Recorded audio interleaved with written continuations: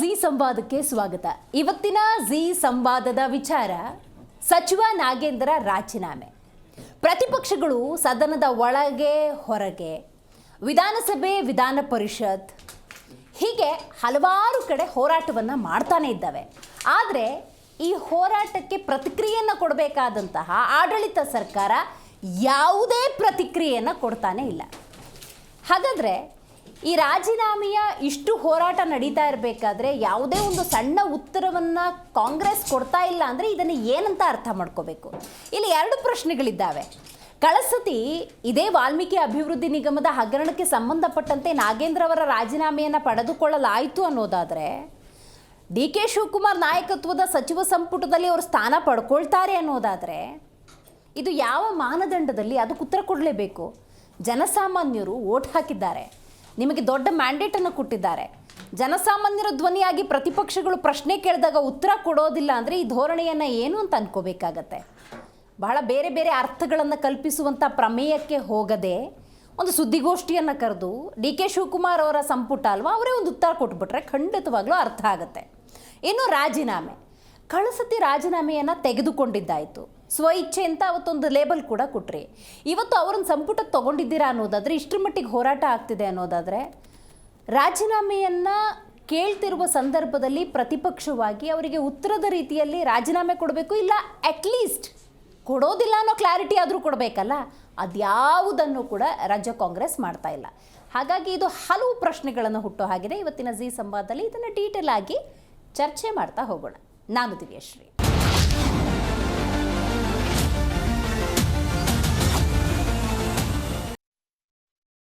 ಪ್ರತಿಪಕ್ಷವಾಗಿ BJP ಮತ್ತು JDS ಕೇವಲ ನಾಗೇಂದ್ರ ವಿಚಾರವನ್ನು ಇಟ್ಕೊಂಡಿದೆ. ಅದನ್ನು ಸೌಭಾಗ್ಯ ಅನ್ಬೇಕು, ದೌರ್ಭಾಗ್ಯ ಅನ್ಬೇಕು, ನಿಜಕ್ಕೂ ಅರ್ಥ ಆಗ್ತಾ ಇಲ್ಲ. ಯಾಕಂದರೆ ವಾಲ್ಮೀಕಿ ಅಭಿವೃದ್ಧಿ ನಿಗಮಕ್ಕೆ ಸಂಬಂಧಪಟ್ಟ ಹಾಗೆ 187 ಕೋಟಿ ಅಲ್ಲ 89 ಕೋಟಿ ಅಂತ ಅಂದಿನ ಮುಖ್ಯಮಂತ್ರಿ ಸದನದಲ್ಲೇ ಉಲ್ಲೇಖ ಮಾಡಿದರು. ಅವತ್ತು ರಾಜೀನಾಮೆಯನ್ನು ಪಡ್ಕೊಳ್ಳಲಾಯಿತು. ಇವತ್ತು ಅದೇ ನಾಗೇಂದ್ರ ಅವರು ಸಚಿವ ಸಂಪುಟದಲ್ಲಿ ಸ್ಥಾನ ಪಡ್ಕೊಂಡಿದ್ದಾರೆ ಅಂದರೆ ಅದೊಂದು ಜೆನ್ಯೂನ್ ವಿಚಾರವನ್ನು ಪ್ರತಿಪಕ್ಷವಾಗಿ ಬಿಜೆಪಿ ಮತ್ತು JDS ಇಟ್ಕೊಂಡಿದೆ, ಮಾತಾಡ್ತಿದ್ದಾರೆ, ಪ್ರಶ್ನೆ ಮಾಡ್ತಿದ್ದಾರೆ.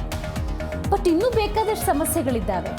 ರಾಜ್ಯದ ಕಾವೇರಿ ನೀರಿನ ಹೋರಾಟ ಇರ್ಬೋದು, ರೈತರ ಆತ್ಮಹತ್ಯೆ ಇರ್ಬೋದು, ಬೆಲೆ ಏರಿಕೆ ಇರ್ಬೋದು, ಸರ್ಕಾರಿ ಆಸ್ಪತ್ರೆಗಳಿರ್ಬೋದು, ಸರ್ಕಾರಿ ಶಾಲೆಗಳಿರ್ಬೋದು, ಬರದ ಸಮಸ್ಯೆ ಇರ್ಬೋದು, ಇವೆಲ್ಲವೂ ಕೂಡ ಸಮಸ್ಯೆಗಳಾಗೇ ಇರಬೇಕಾದ್ರೆ ಪ್ರತಿಪಕ್ಷ ಕೇವಲ ನಾಗೇಂದ್ರ ವಿಚಾರಕ್ಕಷ್ಟೇ ಸೀಮಿತವಾಯ್ತಾ ಅನ್ನೋ ಆಯಾಮದಲ್ಲೂ ಕೂಡ ನೋಡಬೇಕಾಗತ್ತೆ. ಇವತ್ತು ಸುನಿಲ್ ಕುಮಾರ್ ಅವರು ಮಾತಾಡೋದನ್ನು ಅಬ್ಸರ್ವ್ ಮಾಡ್ತಾ ಇದ್ವಿ. ಸುನಿಲ್ ಕುಮಾರ್ ಅವರು ನಾಗೇಂದ್ರ ಅವ್ರ ವಿಚಾರಕ್ಕೊಂದು ಕ್ಲಾರಿಟಿ ಕೊಡಿ, ಬರದ ಬಗ್ಗೆ ಮಾತಾಡೋಣ ಅಂತ ಅಷ್ಟು ಸ್ಪಷ್ಟವಾಗಿ ಹೇಳಿದ್ರು ಕೂಡ ಸದನದಲ್ಲಿ ಆಡಳಿತ ಪಕ್ಷದಿಂದ ಸ್ವತಃ ಮುಖ್ಯಮಂತ್ರಿಗಳಿಂದ ಯಾವುದೇ ರೀತಿಯ ಉತ್ತರ ಬಂದಿಲ್ಲ ಅಂದರೆ ನಿಜಕ್ಕೂ ಕೂಡ ಇದನ್ನು ಜಾಣ ಕಿವುಡುತನ ಅನ್ನಬೇಕಾ, ಅಥವಾ ನಾವು ಮಾಡ್ತಾ ಇರ್ತೀವಿ, ನೀವು ಪಾಡಿಗೆ ಪ್ರೊಟೆಸ್ಟ್ ಮಾಡಿ ಅಂತಾನೆ. ಅಥವಾ ಇನ್ನೊಂದು ಆಯಾಮ ಇದೆ, ನೀವು ಈ ಹಿಂದೆ ಪ್ರತಾಪ್ ಸಿಂಹ ಅವ್ರು ಹೇಳ್ದಂಗೆ ನೀವು ಅತ್ತಂಗೆ ಮಾಡಿ ನಾವು ಹೊಡೆದಂಗೆ ಮಾಡ್ತೀವಿ ಅಂತ ಹೊಂದಾಣಿಕೆಯ ರಾಜಕಾರಣದಲ್ಲಿ ಒಂದು ವಿಷಯನ ಕೊಟ್ಬಿಟ್ಟು ರಾಜ್ಯದ ಜ್ವಲಂತ ಸಮಸ್ಯೆಗಳನ್ನು ಚರ್ಚೆ ಮಾಡದ ರೀತಿ ಮಾಡುವ ಹುನ್ನಾರವ. ಹೀಗೆಲ್ಲ ಆಯಾಮದಲ್ಲಿ ಚರ್ಚೆ ಮಾಡುವಂತೆ, ಯೋಚನೆ ಮಾಡುವಂತೆ ನಮ್ಮನ್ನು ಆ ಸ್ಥಿತಿಗೆ ತೊಗೊಂಡು ಹೋಗಿದೆ ರಾಜಕೀಯ ವ್ಯವಸ್ಥೆ. ನೋಡಿ, ನಾಗೇಂದ್ರ ರಾಜೀನಾಮೆಗಾಗಿ ಬಿಜೆಪಿ ನಾಯಕರು ಹೋರಾಟವನ್ನು ಮುಂದುವರೆಸಿದ್ದಾರೆ.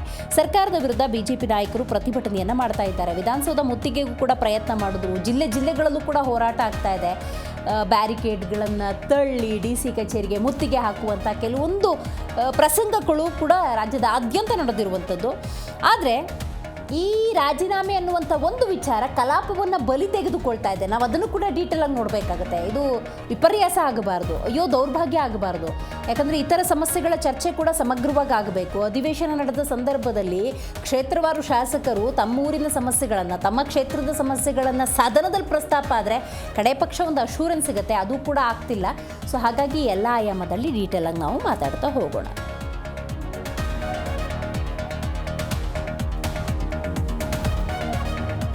ಹಾಗಾದರೆ ಅಧಿವೇಶನದಲ್ಲಿ ಇದೇ ನಾಗೇಂದ್ರ ರಾಜೀನಾಮೆ ವಿಚಾರ ಎಷ್ಟು ಸದ್ದು ಗದ್ದಲವನ್ನು ಎಬ್ಬಿಸಿದೆ? ಇದೇ ಪ್ರಕರಣಕ್ಕೆ ಸಂಬಂಧಪಟ್ಟಂತೆ ಯಾವೆಲ್ಲ ನಾಯಕರು ಏನೆಲ್ಲ ಮಾತಾಡಿದ್ದಾರೆ ಬನ್ನಿ ಕೇಳೋಣ.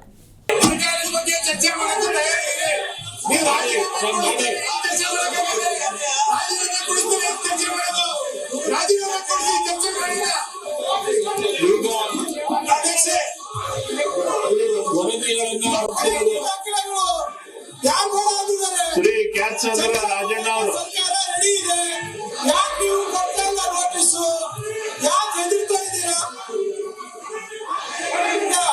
ಅವ್ರಿಗೆ ಹೇಳಪ್ಪ, ಇಡೀ ಒಂದು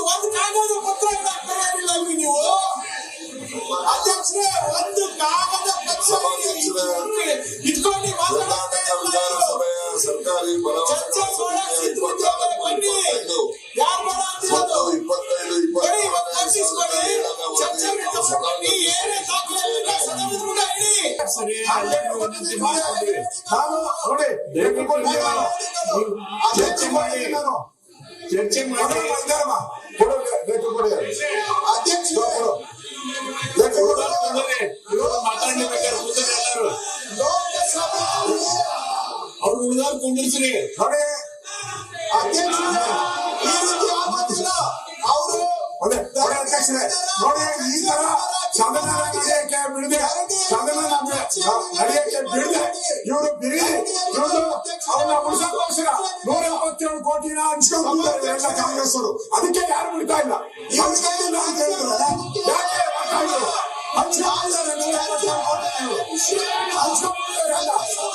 ಹಂಚ್ಕೊಂಡು ಕೋಟಿ ಭಾಗ ಮಾಡ್ಕೊಂಡ್ಬಿಟ್ಟಿದಾರಲ್ಲ ಅದಕ್ಕೋಸ್ಕರ ಅಧ್ಯಕ್ಷರೇ ನಾನು ಇವತ್ತು ಅನೌನ್ಸ್ ಮಾಡ್ತಾ ಇದ್ದೀನಿ ಈ ಬಡ್ಡಿ ಸರ್ಕಾರ ಚರ್ಚೆ ಮಾಡಕ್ಕೆ ಅವಕಾಶ ಕೊಡದೇ ಇರೋದ್ರಿಂದ ನಾವು ಇವತ್ತು ಹಗಲು ರಾತ್ರಿ ಧರಣಿಯನ್ನು ಮಾಡ್ತೀರಿ ಹಗಲು ರಾತ್ರಿ ಧರಣಿಯನ್ನು ಮಾಡ್ತೀರಿ ನಾವು ಹಗಲು ರಾತ್ರಿ ಧರಣಿಯನ್ನು ಮಾಡಿ ಈ ಸರ್ಕಾರಕ್ಕೆ ಎಚ್ಚರಿಕೆಯನ್ನು ಕೊಡ್ತಾ ಇದ್ದೀನಿ ಹಗಲು ರಾತ್ರಿ ಧರಣಿಯನ್ನ ಇವತ್ತು ಘೋಷಣೆ ಮಾಡ್ತಾ ಇದ್ದೀನಿ ಯಾವುದೇ ಕಾರಣಕ್ಕೂ ನಾವು ಬಿಡಲ್ಲ ನಾಗೇಂದ್ರ ರಾಜೀನಾಮೆ ದಲಿತರನ್ನ ವಾಪಸ್ ಬರಬೇಕು ಇದು ನಮ್ಮ ಹೋರಾಟ ಇದೆ ಚರ್ಚೆಗೆ ಬಂದು ನಾವು ಚರ್ಚೆಗೆ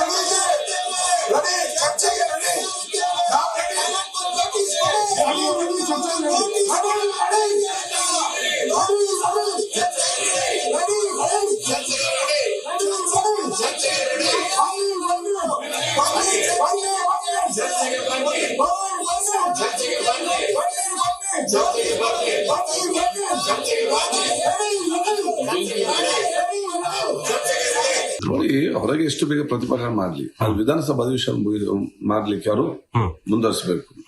ಯಾಕಂತ ಹೇಳಿದ್ರೆ ಅಧಿವೇಶನ ಒಂದು ರಾಜಕೀಯ ಪ್ರತಿಭಟನೆ ವೇದಿಕೆ ಆಗಬಾರ್ದು. ಅಧಿವೇಶನ ಜನಸಾಮಾನ್ಯರ ಚರ್ಚೆ ಮಾಡೋದ ವೇದಿಕೆ ಆಗಬೇಕು. ಅದು ಬಿಜೆಪಿಯವರು ಅಧಿವೇಶನದಲ್ಲಿ ಪ್ರತಿಭಟನೆ ಮಾಡಿ ಇಷ್ಟು ದಿವಸ ಅಧಿವೇಶನ ಮಾಡ್ಲಿಕ್ಕೆ ಬಿಡದಿರುವುದು ಅವರು ಸಾಮಾಜಿಕವಾದ ವಂಚನೆ ಜನರಿಗೆ ಮಾಡ್ತಾ ಇವತ್ತು ಇದ್ದಾರೆ. ನಾಗೇಂದ್ರ ಅವರು ಕ್ಲೀನ್ ಚಿಟ್ ಸಿಕ್ಕಿಲ್ಲ ಅಂತ ಎಲ್ಲ ನೋಡಿ, ನಾಗೇಂದ್ರ ಅವರು ಕ್ಲೀನ್ ಚಿಟ್ ಸಿಕ್ಕದಿದ್ದರೂ ಕೂಡ ಎಲ್ಲಿ ರಾಜ್ಯ ತನಿಖಾ ಸಂಸ್ಥೆ ಮಾಡಿದವರು ಕ್ಲೀನ್ ಚಿಟ್ ಕೊಟ್ಟಿದ್ದಾರೆ.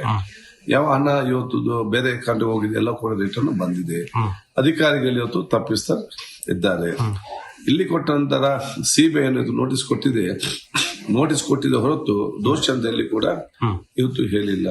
ನಾನು ವಿರೋಧ ಪಕ್ಷದ ನಾಯಕರು ಸದನ ಪ್ರಾರಂಭ ಆಗುವ ಒಂದು ವಾರ ಮುಂಚಿತವಾಗಿ ಎಚ್ಚರಿಕೆನ ಕೊಟ್ಟಿದ್ದು ಸರ್ಕಾರಕ್ಕೆ. ಸದನ ಪ್ರಾರಂಭ ಆಗುವ ಮುಂಚಿತವಾಗಿನೇ ರಾಷ್ಟ್ರ ಸಚಿವನನ್ನ ನಾಗೇಂದ್ರನನ್ನ ರಾಜೀನಾಮೆ ತೆಗೆದುಕೊಳ್ಳಿ, ಸದನದಲ್ಲಿ ನಾವು ಬರಗಾಲದ ಬಗ್ಗೆ ಚರ್ಚೆ ಮಾಡಬೇಕಾಗಿದೆ, ಸದನದಲ್ಲಿ ಕೆಪಿಎಸ್ಸಿ ಹಗರಣದ ಬಗ್ಗೆ ನಾವು ಚರ್ಚೆ ಮಾಡಬೇಕಾಗಿದೆ, ಸದನದಲ್ಲಿ ಬಿಡದಿ ಮತ್ತು ನೈಸ್ ಟೌನ್ಶಿಪ್ ಬಗ್ಗೆ ನಾವು ಚರ್ಚೆ ಮಾಡಬೇಕಾಗಿದೆ, ರಾಜ್ಯದ ಜ್ವಲಂತ ಸಮಸ್ಯೆಗಳ ಬಗ್ಗೆ ಉತ್ತರ ಕರ್ನಾಟಕದ ಬಗ್ಗೆನೂ ಕೂಡ ಚರ್ಚೆ ಮಾಡಬೇಕು ಅಂತ ಹೇಳಿ ಅದಕ್ಕೆ ರಾಜ್ಯ ಸರ್ಕಾರ ಅವಕಾಶನ ಮಾಡಿಕೊಡ್ಬೇಕು, ಭ್ರಷ್ಟ ಸಚಿವನನ್ನ ಕೈ ಬಿಡಬೇಕು ಅಂತ ಹೇಳಿದ್ರು ಕೂಡ ಇವತ್ತು ನಾಟಕ ಆಡ್ಕೊಂಡು ಇವತ್ತು ನಾಗೇಂದ್ರ ಅವ್ರಿಗೆ ಮತ್ತೊಂದು ಇಲಾಖೆ ನಮ್ಮನ್ನ ಕೊಟ್ಟಿದ್ದಾರೆ.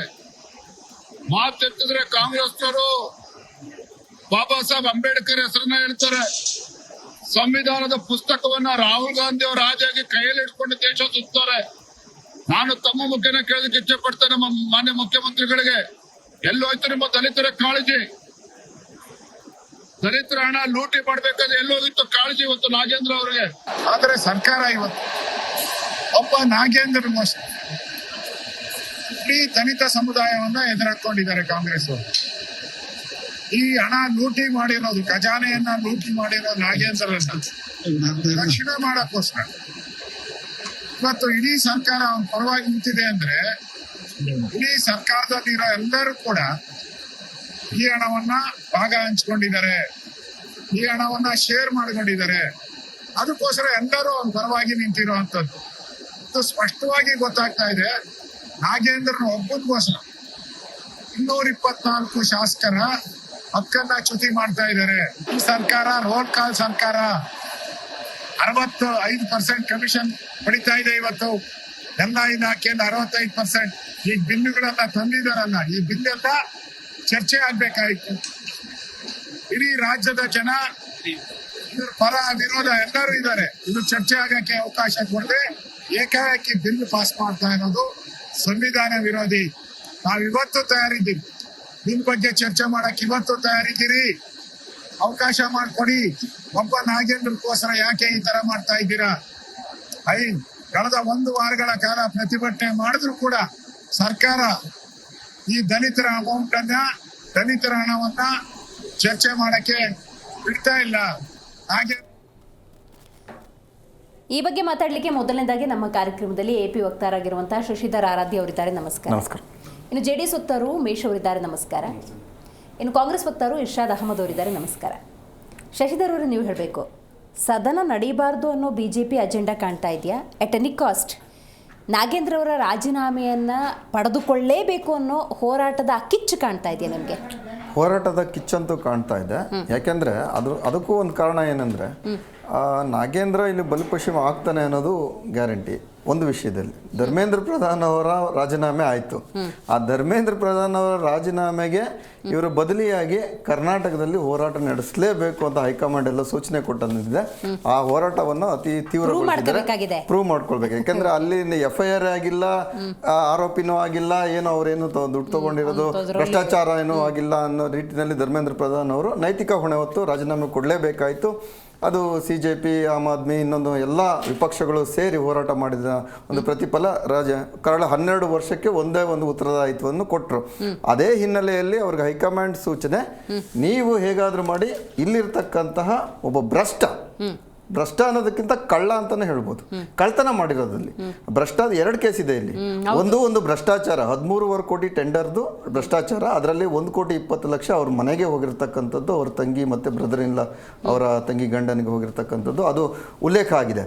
ಆ ನಂತರ ಇಲ್ಲಿ 89 ಕೋಟಿ ಟ್ರಾನ್ಸ್ಫರ್ ಆಗಿದೆ 600 ಅಕೌಂಟ್ಗೆ ಅಂತ ಇಲಾಖೆ. 89 ಕೋಟಿ ಟ್ರಾನ್ಸ್ಫರ್ ಆಗಿದೆ. ಇದು ಪರ್ಸೆಂಟೇಜ್ ಅಲ್ಲ, ಇದು ಏನೋ ಒಂದು ಕೆಲಸ ಕೊಟ್ಬಿಟ್ಟು ಅದಕ್ಕೆ ಒಂದು 10% 20% ನಾವು ತಗೊಂಡಿದ್ವಿ, ಅದಲ್ಲ. ಇದು ಏಕಾಏಕಿ ಹಣವನ್ನೇ ನೀವು ನಿಗಮದ ಹಣವನ್ನು ಕಂಪ್ಲೀಟ್ ಆಗಿ ಬೇರೆ ಕಡೆ ಶಿಫ್ಟ್ ಮಾಡಿ ಅದನ್ನು ವಾಪಸ್ಸು ನೀವು ಚುನಾವಣೆಗೆ ಬಳಸಿರೋದು ಪ್ರೂವ್ ಆಗ್ತಾ ಇದೆ. ಚಾರ್ಜ್ ಶೀಟಲ್ಲಿ ಉಲ್ಲೇಖ ಆಗಿದೆ. ಚಾರ್ಜ್ ಶೀಟಲ್ಲಿ ಉಲ್ಲೇಖ ಆಗಿರೋದ್ರಿಂದ 3 ಚಾರ್ಜ್ ಶೀಟ್ ಹಾಕಿದ್ದಾರೆ. ಇದರಲ್ಲಿ 3 ಚಾರ್ಜ್ ಶೀಟ್ ಹಾಕಿದ್ದಾರೆ. ಈಗಾಗಲೇ 23 ಆಗಸ್ಟ್ 26ರಂದು CBI ರಾಜ್ಯಪಾಲರ ಅನುಮತಿ ಕೇಳಿದೆ, ವಿಚಾರಣೆಗೋಸ್ಕರ, ಪ್ರಾಸಿಕ್ಯೂಷನ್ಗೋಸ್ಕರ ಅನುಮತಿಯನ್ನು ಸಹ ಕೇಳಿದೆ. ಆಮೇಲೆ 22 ಜೂನ್ 26ರಂದು CBI ಹೈಕೋರ್ಟಲ್ಲಿ ಬೇಲ್ ಕ್ಯಾನ್ಸಲೇಷನ್ಗೆ ಅಪ್ಲಿಕೇಶನ್ ಹಾಕೊಂಡಿದೆ. ಅಂದ್ರೆ ಇಲ್ಲೇನೋ ಹುರುಳಿದೆ, ಮೇಲ್ನೋಟಕ್ಕೆ ಇಲ್ಲೇನೋ ಹುರುಳಿದೆ ಅಂತ ಕಾಣ್ತಾ ಇದೆ. ಮೇಲ್ನೋಟಕ್ಕೆ ಇರತಕ್ಕಂತಹ ಒಂದು ಕೇಸಲ್ಲಿ ಇವರು ಕಾನೂನು ತಜ್ಞರನ್ನ ಇವರು ಪರಿಶೀಲಿಸದೆ ಏಕಾಏಕಿ ಅವರ ಒಂದು ಮತ ಬ್ಯಾಂಕ್ಗೋಸ್ಕರ ನೀವು ಮಾಡದೆ ಆದ್ರೆ ಕಾಂಗ್ರೆಸ್ ಯಾವ ನೈತಿಕತೆ ಹೊತ್ಕೊಂಡಿದೆ? ಇಷ್ಟು ದಿನ ಹೇಳ್ತಲ್ಲ, ನೈತಿಕತೆ ಪ್ರಶ್ನೆ ಮಾಡ್ತು ಧರ್ಮೇಂದ್ರ ಪ್ರಧಾನ್ ಅವರ ಒಂದು ರಾಜೀನಾಮೆಗೋಸ್ಕರ ಕಾಂಗ್ರೆಸ್ ಏನ್ ಪ್ರಶ್ನೆ ಮಾಡ್ತು, ಅದು ನಿಮ್ಗೂ ಅನ್ವಯಿಸುತ್ತಲ್ವಾ? ಈಗ ಅವ್ರಿಗೆ ಎಲ್ಲಾದ್ರೂ ಒಂದು ಕೆಳ ಹಂತದ ಕೋರ್ಟಲ್ಲಾದ್ರೂ ಒಂದು ಕ್ಲೀನ್ ಶೀಟ್ ಸಿಗ್ಲಿ, ಅಥವಾ ಎಲ್ಲಾದ್ರೂ CBI ಚಾರ್ಜ್ ಶೀಟ್ ಅಲ್ಲೋ ED ಚಾರ್ಜ್ ಶೀಟ್ ಅಲ್ಲೋ ನಿಮ್ಗೆ ಬಿ ರಿಪೋರ್ಟ್ ಏನಾದ್ರು ಆಗಿದ್ರೆ, ಇವರೇನು ಕಳಂಕಿದ್ರಲ್ಲ, ಇದ್ರಲ್ಲ ನಿಗಮದ ಅಧ್ಯಕ್ಷರ ಮೇಲೆ ಬಿ ರಿಪೋರ್ಟ್ ಹಾಕಿದ್ದಾರೆ. ನಿಗಮದ ಅಧ್ಯಕ್ಷರು ಅದರಲ್ಲಿ ಭಾಗಿಯಾಗಿಲ್ಲ ಅಂತ ಬಿ ರಿಪೋರ್ಟ್ ಆಗಿದೆ ಅಲ್ವಾ? ನೀವು ಅವ್ರ ಮೇಲೆ ನಾವು ಪ್ರಶ್ನೆ ಮಾಡೋದಕ್ಕಾಗೋದಿಲ್ಲ. ಪ್ರಶ್ನೆ ಆಗಿರ್ತಕ್ಕಂಥದ್ದು 3 ಚಾರ್ಜ್ ಶೀಟ್ ಅಲ್ಲಿ ನಾಗೇಂದ್ರ ಅವರ ಹೆಸರು ಉಲ್ಲೇಖ ಆಗಿರೋದ್ರಿಂದನೇ ಇವತ್ತು ಅವರ ಮೇಲೆ ಪ್ರಶ್ನೆ ಆಗಿದೆ. ಆ ಪ್ರಶ್ನೆಗೆ ಅವರು ಉತ್ತರ ಕೊಡಬೇಕಾಗಿದೆ. ಅವರ ಮಂತ್ರಿಮಂಡಲಕ್ಕೆ ಸೇರಿಸ್ಕೊಂಡಿದ್ದೆ ಮಹಾನ್ ತಪ್ಪು. ಯಾಕೆಂದ್ರೆ ಇವರು ನಾಗೇಂದ್ರ ಅವರನ್ನು ಸೇರಿಸ್ಕೊಂಡಿದ್ದಾರೆ ಅಂದಾಗ ರಾಜ್ಯಕ್ಕೆ, ಇಲ್ಲ ನನಗೆ ಓಟ್ ಹಾಕಿದ ಮತದಾರರಿಗೆ ಅಥವಾ ಪ್ರತಿಪಕ್ಷಕ್ಕೆ ನಾನು ಉತ್ತರ ಕೊಡಬೇಕಾಗತ್ತೆ ಅನ್ನೋ ಯೋಚನೆನೇ ಬರಲ್ವಾ? ನೋಡಿ, ಇಲ್ಲೇನಂದ್ರೆ ಇವರಿಗೆ ಒಂದು ಅಹಂ ಬಂದಿದೆ. ಇನ್ನೊಂದು ಏನಂದ್ರೆ, ಈಗ ಜನರ ಏನಂದ್ರೆ ಈ ಇಶ್ಯೂ ಸ್ವಲ್ಪ ದಿನ ಇರುತ್ತೆ, ಈ ಇಶ್ಯೂ ಮರೆಮಾಚುತ್ತೆ, ನೆಕ್ಸ್ಟ್ ಇನ್ನೊಂದು ಇಶ್ಯೂ ಆಗುತ್ತೆ. ಏನಂದ್ರೆ ಹಳೆಯ ದಿನಗಳಿದ್ದು ಏನಾದರೂ ಒಂದು ಇಶ್ಯೂ ಬಂದರೆ ಡೆಫಿನೆಟ್ ಆಗಿ ಅದನ್ನು ಜ್ಞಾಪಕ ಇಟ್ಕೊಂಡು ವೋಟ್ ಹಾಕ್ತಾ ಇದ್ರು, ಮತ ಹಾಕ್ತಾ ಇದ್ರು. ಇವತ್ತಿನ ಜನರು ಸಹ ಬದಲಾಗಿದ್ದಾರೆ. ಇವತ್ತು ಜನರು ಸಹ ಯಾವುದೋ ಒಂದು ಜಾತಿಗೋಸ್ಕರನ, ಹಣಕ್ಕೋಸ್ಕರ, ಇನ್ನೊಂದು ಪಾರ್ಟಿಗೋಸ್ಕರ ಎಲ್ಲ ಫಿಕ್ಸ್ ಆಗ್ಬಿಟ್ಟಿದ್ದಾವೆ. ಈ ಪಾರ್ಟಿಗೆ ಇಷ್ಟು ವೋಟ್ ಶೇರು, ಈ ಪಾರ್ಟಿಗೆ ಇಷ್ಟು ವೋಟ್ ಶೇರು, ಈ ಪಾರ್ಟಿಗೆ ಇಷ್ಟು, ಇನ್ನು ಉಳಿದಿದ್ದು 5-6% ಏನು ನಾನು ಆ ಕಡೆನೂ ಹಾಕಲ್ಲ, ಈ ಕಡೆನೂ ಹಾಕಲ್ಲ, ದೇಶಕ್ಕೋಸ್ಕರ ಹಾಕ್ತೀನಿ, ರಾಜ್ಯಕ್ಕೋಸ್ಕರ ಅಂತ ವೋಟ್ ಹಾಕ್ತೀನಿ ಅಂತಾರಲ್ಲ, ಅವ್ರನ್ನ ಮನವೊಲಿಸಿದ್ರೆ ಸಾಕು ಅನ್ನೋ ನಿಟ್ಟಿನಲ್ಲಿ ಎಲ್ಲ ರಾಜಕೀಯ ಪಕ್ಷಗಳು ಬಂದಿದ್ದಾವೆ.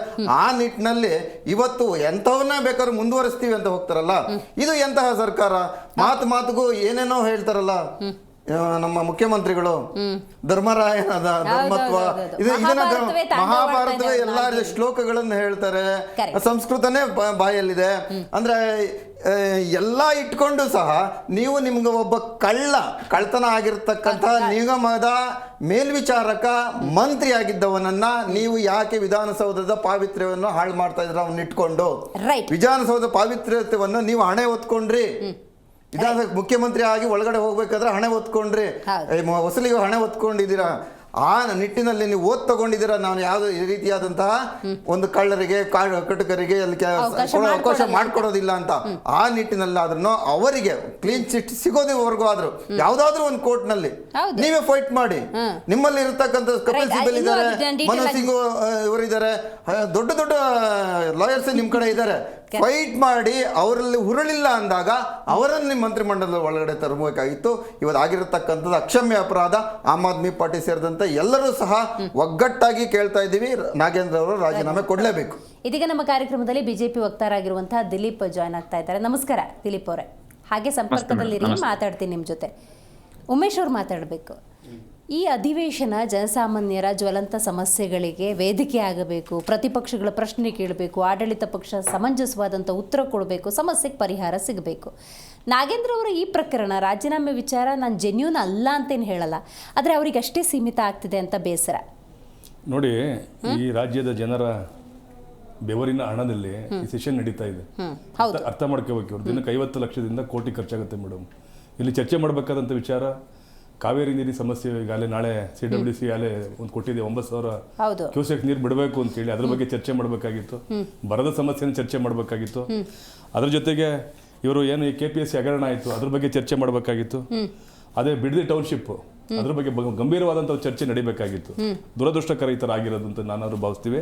ಜೊತೆಗೆ ಇವತ್ತು ನಾಗೇಂದ್ರ ಅವರು ಹಾಕಿರೋಂಥ 2023ರ ವಿಧಾನಸಭಾ ಚುನಾವಣೆ ಅಫಿಡವಿಟ್ನಲ್ಲಿ ಮೇಡಮ್ 42 ಕೇಸಸ್ ಅವ್ರ ಮೇಲೆ ಇರೋಂಥದ್ದು. ಎಷ್ಟು ಕೇಸು? 42 ಕೇಸು. ಅದು ಯಾವ್ಯಾವ case? IPC section, cheating case, breach of trust, forgery, ಇಂತೆಲ್ಲ ಗಂಭೀರ ಪ್ರಕರಣಗಳಿದಾವೆ ಮೇಡಮ್. ಅದರಲ್ಲಿ 24ರಿಂದ 31 ಕೇಸ್ಗಳು ಇನ್ವೆಸ್ಟಿಗೇಷನ್ ನಡೀತಾ ಇದೆ, ಇನ್ನು ತನಿಖೆ ನಡೀತಾ ಇದೆ. ಅದರಲ್ಲಿ 3 ಕೇಸು CBI ನಡೀತಾ ಇದೆ. ಇನ್ನು 5 ಕೇಸ್ಗಳು ಲೋಕಾಯುಕ್ತ ಮತ್ತು ED ಮತ್ತು SIT ನಡೀತಾ ಇದೆ. ಅದರೊಳಗೆ ವಿಶೇಷವಾಗಿ ವಾಲ್ಮೀಕಿ ಹಗರಣದ ಒಂದು ಕೇಸ್ ಇತ್ತಲ್ಲ ಮೇಡಮ್, ಅದು ಹೈ ಪ್ರೊಫೈಲ್ ಕೇಸ್. ಈಗ ಇಡೀ ರಾಜ್ಯಾದ್ಯಂತ, ಇಲ್ಲಿ ರಾಷ್ಟ್ರದಂತ ಸುದ್ದಿ ಆಗಿರೋಂಥ ಕೇಸ್ ಅದು. ಅಲ್ಲಿ ನೋಡಿ, ಮಾನ್ಯ ಸಿದ್ದರಾಮಯ್ಯನವರ ಸರ್ಕಾರದ ಸಂದರ್ಭದಲ್ಲಿ 187 ಕೋಟಿ ಹಗರಣ ಈಚೆ ಬತ್ತಿದಂಗೆ ಇಲ್ಲ 87 ಕೋಟಿ ಹಗರಣ ಆಗಿರೋ ನಿಜ ಅಂತ ಹೇಳಿ ಅಂದಿನ ಮುಖ್ಯಮಂತ್ರಿಗಳು ಒಪ್ಕೊಂಡಿದ್ದು ಸಹ ಇವತ್ತು ಯಥಾ ರಾಜ ತಥಾ ಪ್ರಜಾ ಅಂತ ಹೇಳಿ ಸನ್ಮಾನ್ಯ DK ಶಿವಕುಮಾರ್ ಅವರು ಆ ಕ್ರಿಮಿನಲ್ ಹಿನ್ನೆಲೆ ಉಳ್ಳುವಂತ ನಾಗೇಂದ್ರ ಅವರನ್ನ ಸಚಿವ ಸಂಪುಟ ಸೇರ್ಕೊಂಡಿರೋದನ್ನ ಅವರು ಸಮರ್ಥಿಸ್ಕೊತಾ ಇದ್ದಾರೆ ಅಂತಂದ್ರೆ ಅವ್ರಿಗೂ ಸಹ ನೈತಿಕ ರಾಜಕಾರಣದ ಮೇಲೆ ನಂಬಿಕೆ ಇಲ್ಲ ಸನ್ಮಾನ್ಯ DK ಶಿವಕುಮಾರ್ ಅವರಿಗೆ. ಯಾಕೆ ಅಂತಂದ್ರೆ ಅವ್ರ ಮೇಲೆ ಸಹ 19 ಕೇಸ್ ಇದೆ. ಅದಕ್ಕೆ ಕೇಳ್ತಾರೆ, ನಿಮ್ಮ BJP ಅವ್ರ ಮೇಲೆ ವೆಸ್ಟ್ ಬೆಂಗಾಲ್ CM ಮೇಲೆ 39 ಕೇಸ್ ಇದೆಯಲ್ರಿ, ಹೈಯೆಸ್ಟ್ ಕೇಸು ರೇವಂತ್ ರೆಡ್ಡಿ ಮೇಲೆ ಇಲ್ವೇನ್ರಿ ತೆಲಂಗಾಣ? ಅಂದ್ರೆ ಇವರು ಕೆಸರಿನಲ್ಲೇ ಈಗ ಗುದ್ದಾಡ್ತಾ ಇದ್ದಾರೆ ಹೊರತು ನೈತಿಕ ರಾಜಕಾರಣವನ್ನ ಎಲ್ಲೂ ಸಹ ಇವರು ಪ್ರದರ್ಶನ ಮಾಡ್ತಾ ಇಲ್ಲ. ಅದಾಯ್ತು ಮೇಡಮ್. ಇವತ್ತು BJP ವಿಚಾರ ಬಂದಂಥ ಸಂದರ್ಭದಲ್ಲಿ ಯಾವುದೋ ಈ ನೀಟ್ ಪ್ರಶ್ನೆ ಪತ್ರಿಕೆ ಹಗರಣದಲ್ಲಿ ಸಾಕಷ್ಟು ಚರ್ಚೆ ಆಗಿದೆ. ನೋಡಿ, ಜಂತರ್ ಮಂತರಲ್ಲಿ ಹೋಗಿ ಕಾಂಗ್ರೆಸ್ನವರು ಸನ್ಮಾನ್ಯ ರಾಹುಲ್ ಗಾಂಧಿ ಅವರು ಅಲ್ಲಿ ಪ್ರಧಾನಿ ಮಂತ್ರಿಯವರ ಮನೆ ಮುಂದೆ ಸ್ಟ್ರೈಕ್ ಮಾಡಿದ್ರು. ಹೌದು. ಇವತ್ತು ಯಾವ ನೈತಿಕತೆ ಇದೆ ಕಾಂಗ್ರೆಸ್ನವ್ರಿಗೆ? ಇವತ್ತು ನಾವು ಕೇಳ್ತಾ ಇರೋದಿಷ್ಟೇ, BJP ಮತ್ತೆ ನಾವು JDS ಜಂಟಿಯಾಗಿ ಕೇಳ್ತಾ ಇದ್ವಿ. ಇವತ್ತು ಮೇಡಮ್, ಈ ಹಣ ಸುಮಾರು 600 ಅಕೌಂಟಲ್ಲಿ 600 ಅಕೌಂಟ್ಸ್ ಹೋಗಿದೆ. ಅವ್ರ ಒಬ್ಬ ಕಾರ್ಯದರ್ಶಿ ಇದ್ದ ಸಹಾಯಕ ಇದು ಚಂದ್ರಶೇಖರ್ ಅಂತ ಆತ್ಮಹತ್ಯೆ ಮಾಡ್ಕೊಂಡಿದ್ದಾನೆ. ಆಮೇಲೆ ಇನ್ನೊಬ್ಬರಿದ್ದ ಲಕ್ಕುಂಡಿ ನಾಗರಾಜ್ ಅಂತ ಹೇಳಿ ಅವನ ಹೇಳಿಕೆನೂ ಸಹ ದಾಖಲಾಗಿದೆ. CBI ಚಾರ್ಜ್ ಶೀಟ್ ಅಲ್ಲಾಗಿದೆ ಮತ್ತು ED ಹೇಳಿಕೆಯಲ್ಲೂ ಸಹ ಚಾರ್ಜ್ ಶೀಟ್ ಅಲ್ಲಾಗಿದೆ. ಜೊತೆಗೆ ಇವರು ಚಿನ್ನ ಸಹ ಖರೀದಿ ಮಾಡಿದ್ದಾರೆ, ಫಾರ್ಮ್ ಹೌಸ್ಗಳು ಖರೀದಿ ಆಗಿದೆ, ಅವರ ಆಪ್ತ ಸಹಾಯಕರು ಮತ್ತು ಆಪ್ತ ಸಂಬಂಧಿಕರುಗಳ ಮುಖಾಂತರ ವರ್ಗಾವಣೆ ಆಗಿರೋದು ಖಚಿತವಾಗಿದೆ. ಇಂಥ ಸಂದರ್ಭದಲ್ಲಿ 2500 ಪುಟಗಳ ಒಂದು ಆರೋಪವುಳ್ಳಂಥ ನಾಗೇಂದ್ರ ಅವರನ್ನ ಇನ್ನೂ ಇಟ್ಕೊಂಡಿದ್ದಾರೆ ಇದರಲ್ಲಿ ಅಂತಂದ್ರೆ ಇವರಿಗೆ ಮಾನ ಮರ್ಯಾದೆ, ಈ ಸರ್ಕಾರಕ್ಕೆ ಜವಾಬ್ದಾರಿನೇ ಇಲ್ಲ. ಇವರು BJP ಅವರು ಪ್ರಶ್ನೆ ಮಾಡುವಂತ ನೈತಿಕತೆಯನ್ನು ಕಳ್ಕೊಂಡಿದ್ದಾರೆ, JDSನವರು ಪ್ರಶ್ನೆ ಮಾಡುವಂತ ನೈತಿಕ ಕಳ್ಕೊಂಡಿದ್ದಾರೆ. ಇವರಿಗೆ ದುರಹಂಕಾರ. ನಮ್ಮ ಸ್ನೇಹಿತರು ಹೇಳ್ದಂಗೆ 136 ಸೀಟ್ ಇದಾವೆ, ನಾವು ಏನು ಮಾಡಿದ್ರೆ ನಾವೇನು ಡಿಕ್ಟೇಟರ್ಶಿಪ್, ಸರ್ವಾಧಿಕಾರ ಆಯ್ತು. ಜನತಂತ್ರ ವ್ಯವಸ್ಥೆ ಅಂತಂದ್ರೆ ಅದರಲ್ಲಿ ಮಸ್ಟ್ ಮೇಲೆ ಅಪೋಸಿಷನ್ ಪಾರ್ಟಿ ರೂಲಿಂಗ್ ಪಾರ್ಟಿ ಇರಬೇಕು ಅಂತ ಇದೆ. ಅಲ್ಲಿ ನಾವು ಏನು opposition party acting as A shadow CM ಅಂತ ಹೇಳ್ತಾರೆ ಅಪೋಸಿಷನ್ ಲೀಡರ್ನ. ಇಷ್ಟೆಲ್ಲ ನಾವು ಬೀದಿ ಬಿಂದು ಹೋರಾಟ ಮಾಡ್ತೇವೆ, ಸದನದಲ್ಲಿ ಹೋರಾಟ ಮಾಡಿದ್ವಿ ಅಂತಂದ್ರೆ ಇವ್ರು ಎಂತ ದಪ್ಪ ಚರ್ಮದ ಒಂದು ಇವರು ಕಾಂಗ್ರೆಸ್ ಸರ್ಕಾರ ಅಂತ ಹೇಳ್ಬೋದು ಮೇಡಮ್ ಇಲ್ಲಿ. ರೈಟ್. ದಿಲೀಪ್ ಅವರೇ, ನೀವು ಮಾತಾಡಬೇಕು. ಧರ್ಮೇಂದ್ರ ಪ್ರಧಾನ್ ಅವರು ಇಲಾಖೆಯ ಮುಖ್ಯಸ್ಥರು ಅನ್ನೋ ಕಾರಣಕ್ಕೆ ಎದುರಿಗೆ ಒಂದು ಪ್ರಬಲವಾದಂಥ ಹೋರಾಟ ಆಯಿತು. ಅದರಲ್ಲಿ ರಾಜೀನಾಮೆಯನ್ನು ಕೊಡಬೇಕಾದಂಥ ಸನ್ನಿವೇಶವನ್ನು ಇಡೀ ದೇಶ ನೋಡಿದೆ. ಎಲ್ಲಿ ಕಳಸತಿನೇ ರಾಜೀನಾಮೆ ನೀವು ತೊಗೊಂಡಿದ್ದೀರಿ, ಹೋರಾಟ ಮಾಡಿದ್ರಿ, ಪ್ರಶ್ನೆ ಮಾಡಿದ್ರಿ, ಅವ್ರನ್ನ ಮತ್ತೆ ಸಂಪುಟಕ್ಕೆ ತಗೊಂಡಿದ್ದಾರೆ, ಮತ್ತೆ ಹೋರಾಟ ಮಾಡ್ತಾ ಇದ್ದೀರಿ, ಆದರೂ ಕೂಡ ರಾಜೀನಾಮೆ ಕೊಡ್ತಾ ಇಲ್ಲ ಅನ್ನೋದಾದರೆ ನಿಮ್ಮ ಹೋರಾಟ ಪ್ರಬಲವಾಗಿಲ್ಲ ಅಂತ ಅರ್ಥ ಮಾಡ್ಕೋಬೇಕಾ, ಅಥವಾ ನಾವು ನಿರ್ಧಾರ ತೊಗೊಂಡ್ರೆ ಅದಕ್ಕೆ ಬದ್ಧರಾಗಿರ್ತೀವಿ, ನಾವು ಸಚಿವ ಸಂಪುಟಕ್ಕಾದರೂ ತಗೋತೀವಿ, ಅಥವಾ ನಮ್ದು ಏನು ನಿರ್ಧಾರಗಳನ್ನ ನಾವು ತಗೋತೀವಿ ಆನೆ ನಡೆದಿದ್ದ ಹಾದಿ ಅಂಥೇಳಿ ಕಾಂಗ್ರೆಸ್ ಸರ್ಕಾರ ನಡ್ಕೊಳ್ತಿದ್ಯಾ, ಹೆಂಗಂತ ಅರ್ಥ ಮಾಡ್ಕೋಬೇಕು ರಾಜ್ಯದ ಜನ ಇದನ್ನು? ನೋಡಿ, ಧರ್ಮೇಂದ್ರ ಪ್ರಧಾನ್ ರವರು ನಾವ್ ಇಷ್ಟೇ ಕೇಳಿದ್ದು, ಸಿಬಿಐ ಚಾರ್ಜ್ ಶೀಟ್ ಅಲ್ಲಿ ಮೆನ್ಷನ್ ಆಗಿದೆ, ಯಾವ ಕೋರ್ಟು ಸಹ ಇವ್ರ ಇನ್ವಾಲ್ವ್ಮೆಂಟ್ ಇದೆ ಅಂತ ಹೇಳಿಲ್ಲ. ಅದ್ರ ಜೊತೆಗೆ ಎಲ್ಲೂ ಸಹ ಇವರು ಸರ್ಕಾರಿ ಅಧಿಕಾರಿಗಳು ಈ ಒಂದು ಈ ನೀಟ್ ವಿಚಾರಕ್ಕೆ ಯಾವುದೇ ಒಂದು ಇನ್ವಾಲ್ವ್ಮೆಂಟ್ ಇದೆ ಅಂತ ಹೇಳಿ ಬಂದಿಲ್ಲ. ನಿಮ್ಗೆ ಅಕೌಂಟಬಿಲಿಟಿಗೋಸ್ಕರ ರಾಜೀನಾಮೆ ಕೊಡಿ ಅಂತ ಕೇಳಿದ್ರು. ಅಂದ್ರೆ ನೈತಿಕ ಹೊಣೆಗಾರಿಕೆಯನ್ನ ಒತ್ತು ರಾಜೀನಾಮೆ ಕೊಡಿ. ನೀವ್ ಹೇಳ್ತಿರಲ್ಲ ಬಿಜೆಪಿ ಶಿಸ್ತಿನ ಪಕ್ಷ ಅಂತ ಹೇಳಿ, ನಿಮ್ಗೆ ಶಿಸ್ತಿದೆ ಅಂತ ಹೇಳ್ತಿರಲ್ಲ, ನೀವು ಕೆಡಾರ ಬೇಸ್ಡ್ ಪಾರ್ಟಿ ಅಂತ ಹೇಳ್ತಿರಲ್ಲ, ಸರಿ ನಿಮ್ಗೆ ನೈತಿಕತೆ ಇದ್ರೆ ರಾಜೀನಾಮೆ ಕೊಡಿ ಅಂತ ಹೇಳಿದ್ರು. ಹೌದು, ನಮ್ಗೆ ನೈತಿಕತೆ ಇತ್ತು, ನಾವು ನೈತಿಕ ಹೊಣೆಗಾರಿಕೆಯನ್ನ ಒತ್ತು ರಾಜೀನಾಮೆಯನ್ನ ತೆಗೆದುಕೊಂಡು ರಾಜೀನಾಮೆಯನ್ನ ಕೊಟ್ರು ಧರ್ಮೇಂದ್ರ ಪ್ರಧಾನ್ ರವರು. ಯಾವುದೇ ಅನ್ಕಂಡೀಷನಲ್ ರಾಜೀನಾಮೆಯನ್ನ ಕೊಟ್ರು. ಇವತ್ತು ವಾಲ್ಮೀಕಿ ನಿಗಮ ಮಂಡಳಿ ಹಗರಣ ಅಂತಕ್ಕಂಥದ್ದು ಒಂದು ದೊಡ್ಡ ಸದ್ದನ್ನ ಮಾಡ್ತು. ಸ್ವತಃ ವಿಧಾನಸೌಧದಲ್ಲಿ ನಿಂತ್ಕೊಂಡು ಮುಖ್ಯಮಂತ್ರಿಗಳು, ಈ ರಾಜ್ಯದ ಮುಖ್ಯಮಂತ್ರಿಗಳು ಒಪ್ಕೊಂಡ್ರು 187 ಕೋಟಿ ಅಲ್ಲ, ನಾವು ಬರೀ 89 ಕೋಟಿ ಅಷ್ಟೇ ತಿಂದಿರೋದು ಅಂತ ಹೇಳಿ ಸ್ವತಃ ಮುಖ್ಯಮಂತ್ರಿಗಳೇ ರಾಜೀನಾಮೆ ತೆಗೆದುಕೊಂಡ್ರು. ರಾಜೀನಾಮೆ ತೆಗೆದುಕೊಂಡಿದ್ದಾಯ್ತು. ಅದಾದ್ಮೇಲೆ ಯಾವ್ಯಾವ ರೀತಿ ವಾಲ್ಮೀಕಿ ನಿಗಮ ಮಂಡಳಿ ಹಗರಣವನ್ನ ಎಲ್ಲೆಲ್ಲಿ ಹರಿದು ಹಂಚಿ ತಿಂದಾಕಿದ್ರು 187 ಕೋಟಿಯನ್ನ ಹೈದರಾಬಾದ್ನ ಫಸ್ಟ್ ಬ್ಯಾಂಕ್ ಅಂತಕ್ಕಂಥ ಬ್ಯಾಂಕ್ ಟ್ರಾನ್ಸ್ಫರ್ ಮಾಡ್ತಾರೆ. ಅಲ್ಲಿದ್ದಂತ ಒಡವೆ ಅಂಗಡಿಗಳು, ಮೊಬೈಲ್ ಅಂಗಡಿಗಳು, ಯಾರೋ ಒಬ್ಬ ಕುರಿ ಮೇಯಿಸೋನ್ ಅಕೌಂಟ್ ಹೋಗುತ್ತೆ ದುಡ್ಡು. ಈಗ ಅವನ್ಗ ಅಲ್ಲಿಂದ ಕಲೆಕ್ಷನ್ ಮಾಡಕ್ಕೆ ರಿಕವರಿ ಮಾಡಕ್ ಒಬ್ಬ ರಿಕವರಿ ಏಜೆಂಟ್ ಗಳಂತ ನೇಮಿಸ್ತಾರೆ. ಅಲ್ಲಿಂದ ರಿಕವರಿ ಮಾಡ್ಕೊಳ್ತಾರೆ. ಮಾಡ್ಕೊಂಡ್ಬಂದ್ಬಿಟ್ಟು ಅಲ್ಲಿಂದ MP ಎಲೆಕ್ಷನ್ ಹೋಗುತ್ತೆ ಹೈದರಾಬಾದ್ ಇಂದ. ಅದನ್ನ ತಗೊಂಬಂದು ಬೆಂಗಳೂರಿನ ಪಾರ್ಕ್ ಗಳ ಮುಂದೆ, ಚರಂಡಿಗಳ ಮುಂದೆ, ಅಪಾರ್ಟ್ಮೆಂಟ್ ಗಳ ಮುಂದೆ, ಮಾಲ್ಗಳ ಮುಂದೆ ಹಂಚ್ತಾರೆ.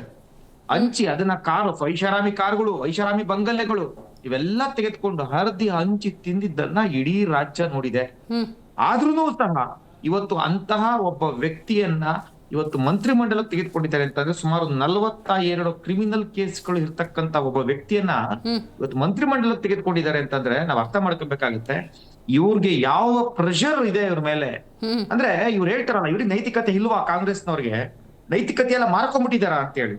ಇವ್ರ ಕೇಸ್ಗಳೆಲ್ಲ ಸ್ವತಃ ಹಂಗ್ ನೋಡ್ತಾ ಹೋದ್ರೆ ಸ್ವತಃ ಮುಖ್ಯಮಂತ್ರಿಗಳ ಮೇಲೆ ಕೇಸ್ಗಳಿದಾವೆ.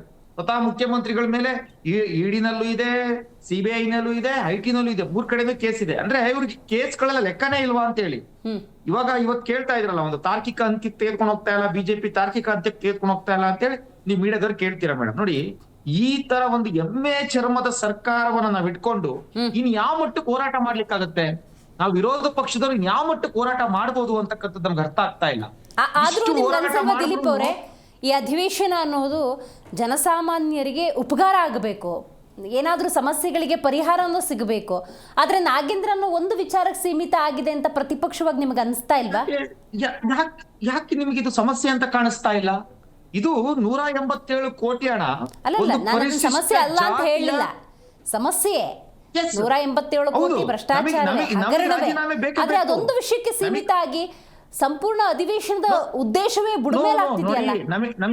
ನಮಗೆ ಒಬ್ಬ ಕಳ್ಳನನ್ನ ರಕ್ಷಣೆ ಮಾಡ್ಲಿಕ್ಕೆ, ಒಬ್ಬ ಭ್ರಷ್ಟಾಚಾರಿಯನ್ನ ರಕ್ಷಣೆ ಮಾಡ್ಲಿಕ್ಕೆ ಇಡೀ ಸರ್ಕಾರ ನಿಂತ್ಕೊಳ್ಳುತ್ತೆ ಅಂತಂದ್ರೆ ನಾವು ಆ ಕ್ಯಾನ್ಸರ್ ಕಣವನ್ನ ಕಿತ್ತಾಕೆ ತೀರ್ತೀವಿ ಅಂತ ನಾವು ನಿಂತ್ಕೊಳ್ತೀವಿ ಪಕ್ಷದವರು. Very nice, very nice. ಇನ್ನು ಡೀಟೇಲ್ ಆಗಿ ಮಾತಾಡ್ತೀನಿ. ಒಳ್ಳೆ ಪಾಯಿಂಟ್ ನೀವು ರೈಸ್ ಮಾಡಿದ್ದೀರಾ. ದಿಲೀಪ್ ಅವರೇ ಮಾತಾಡ್ತೀನಿ.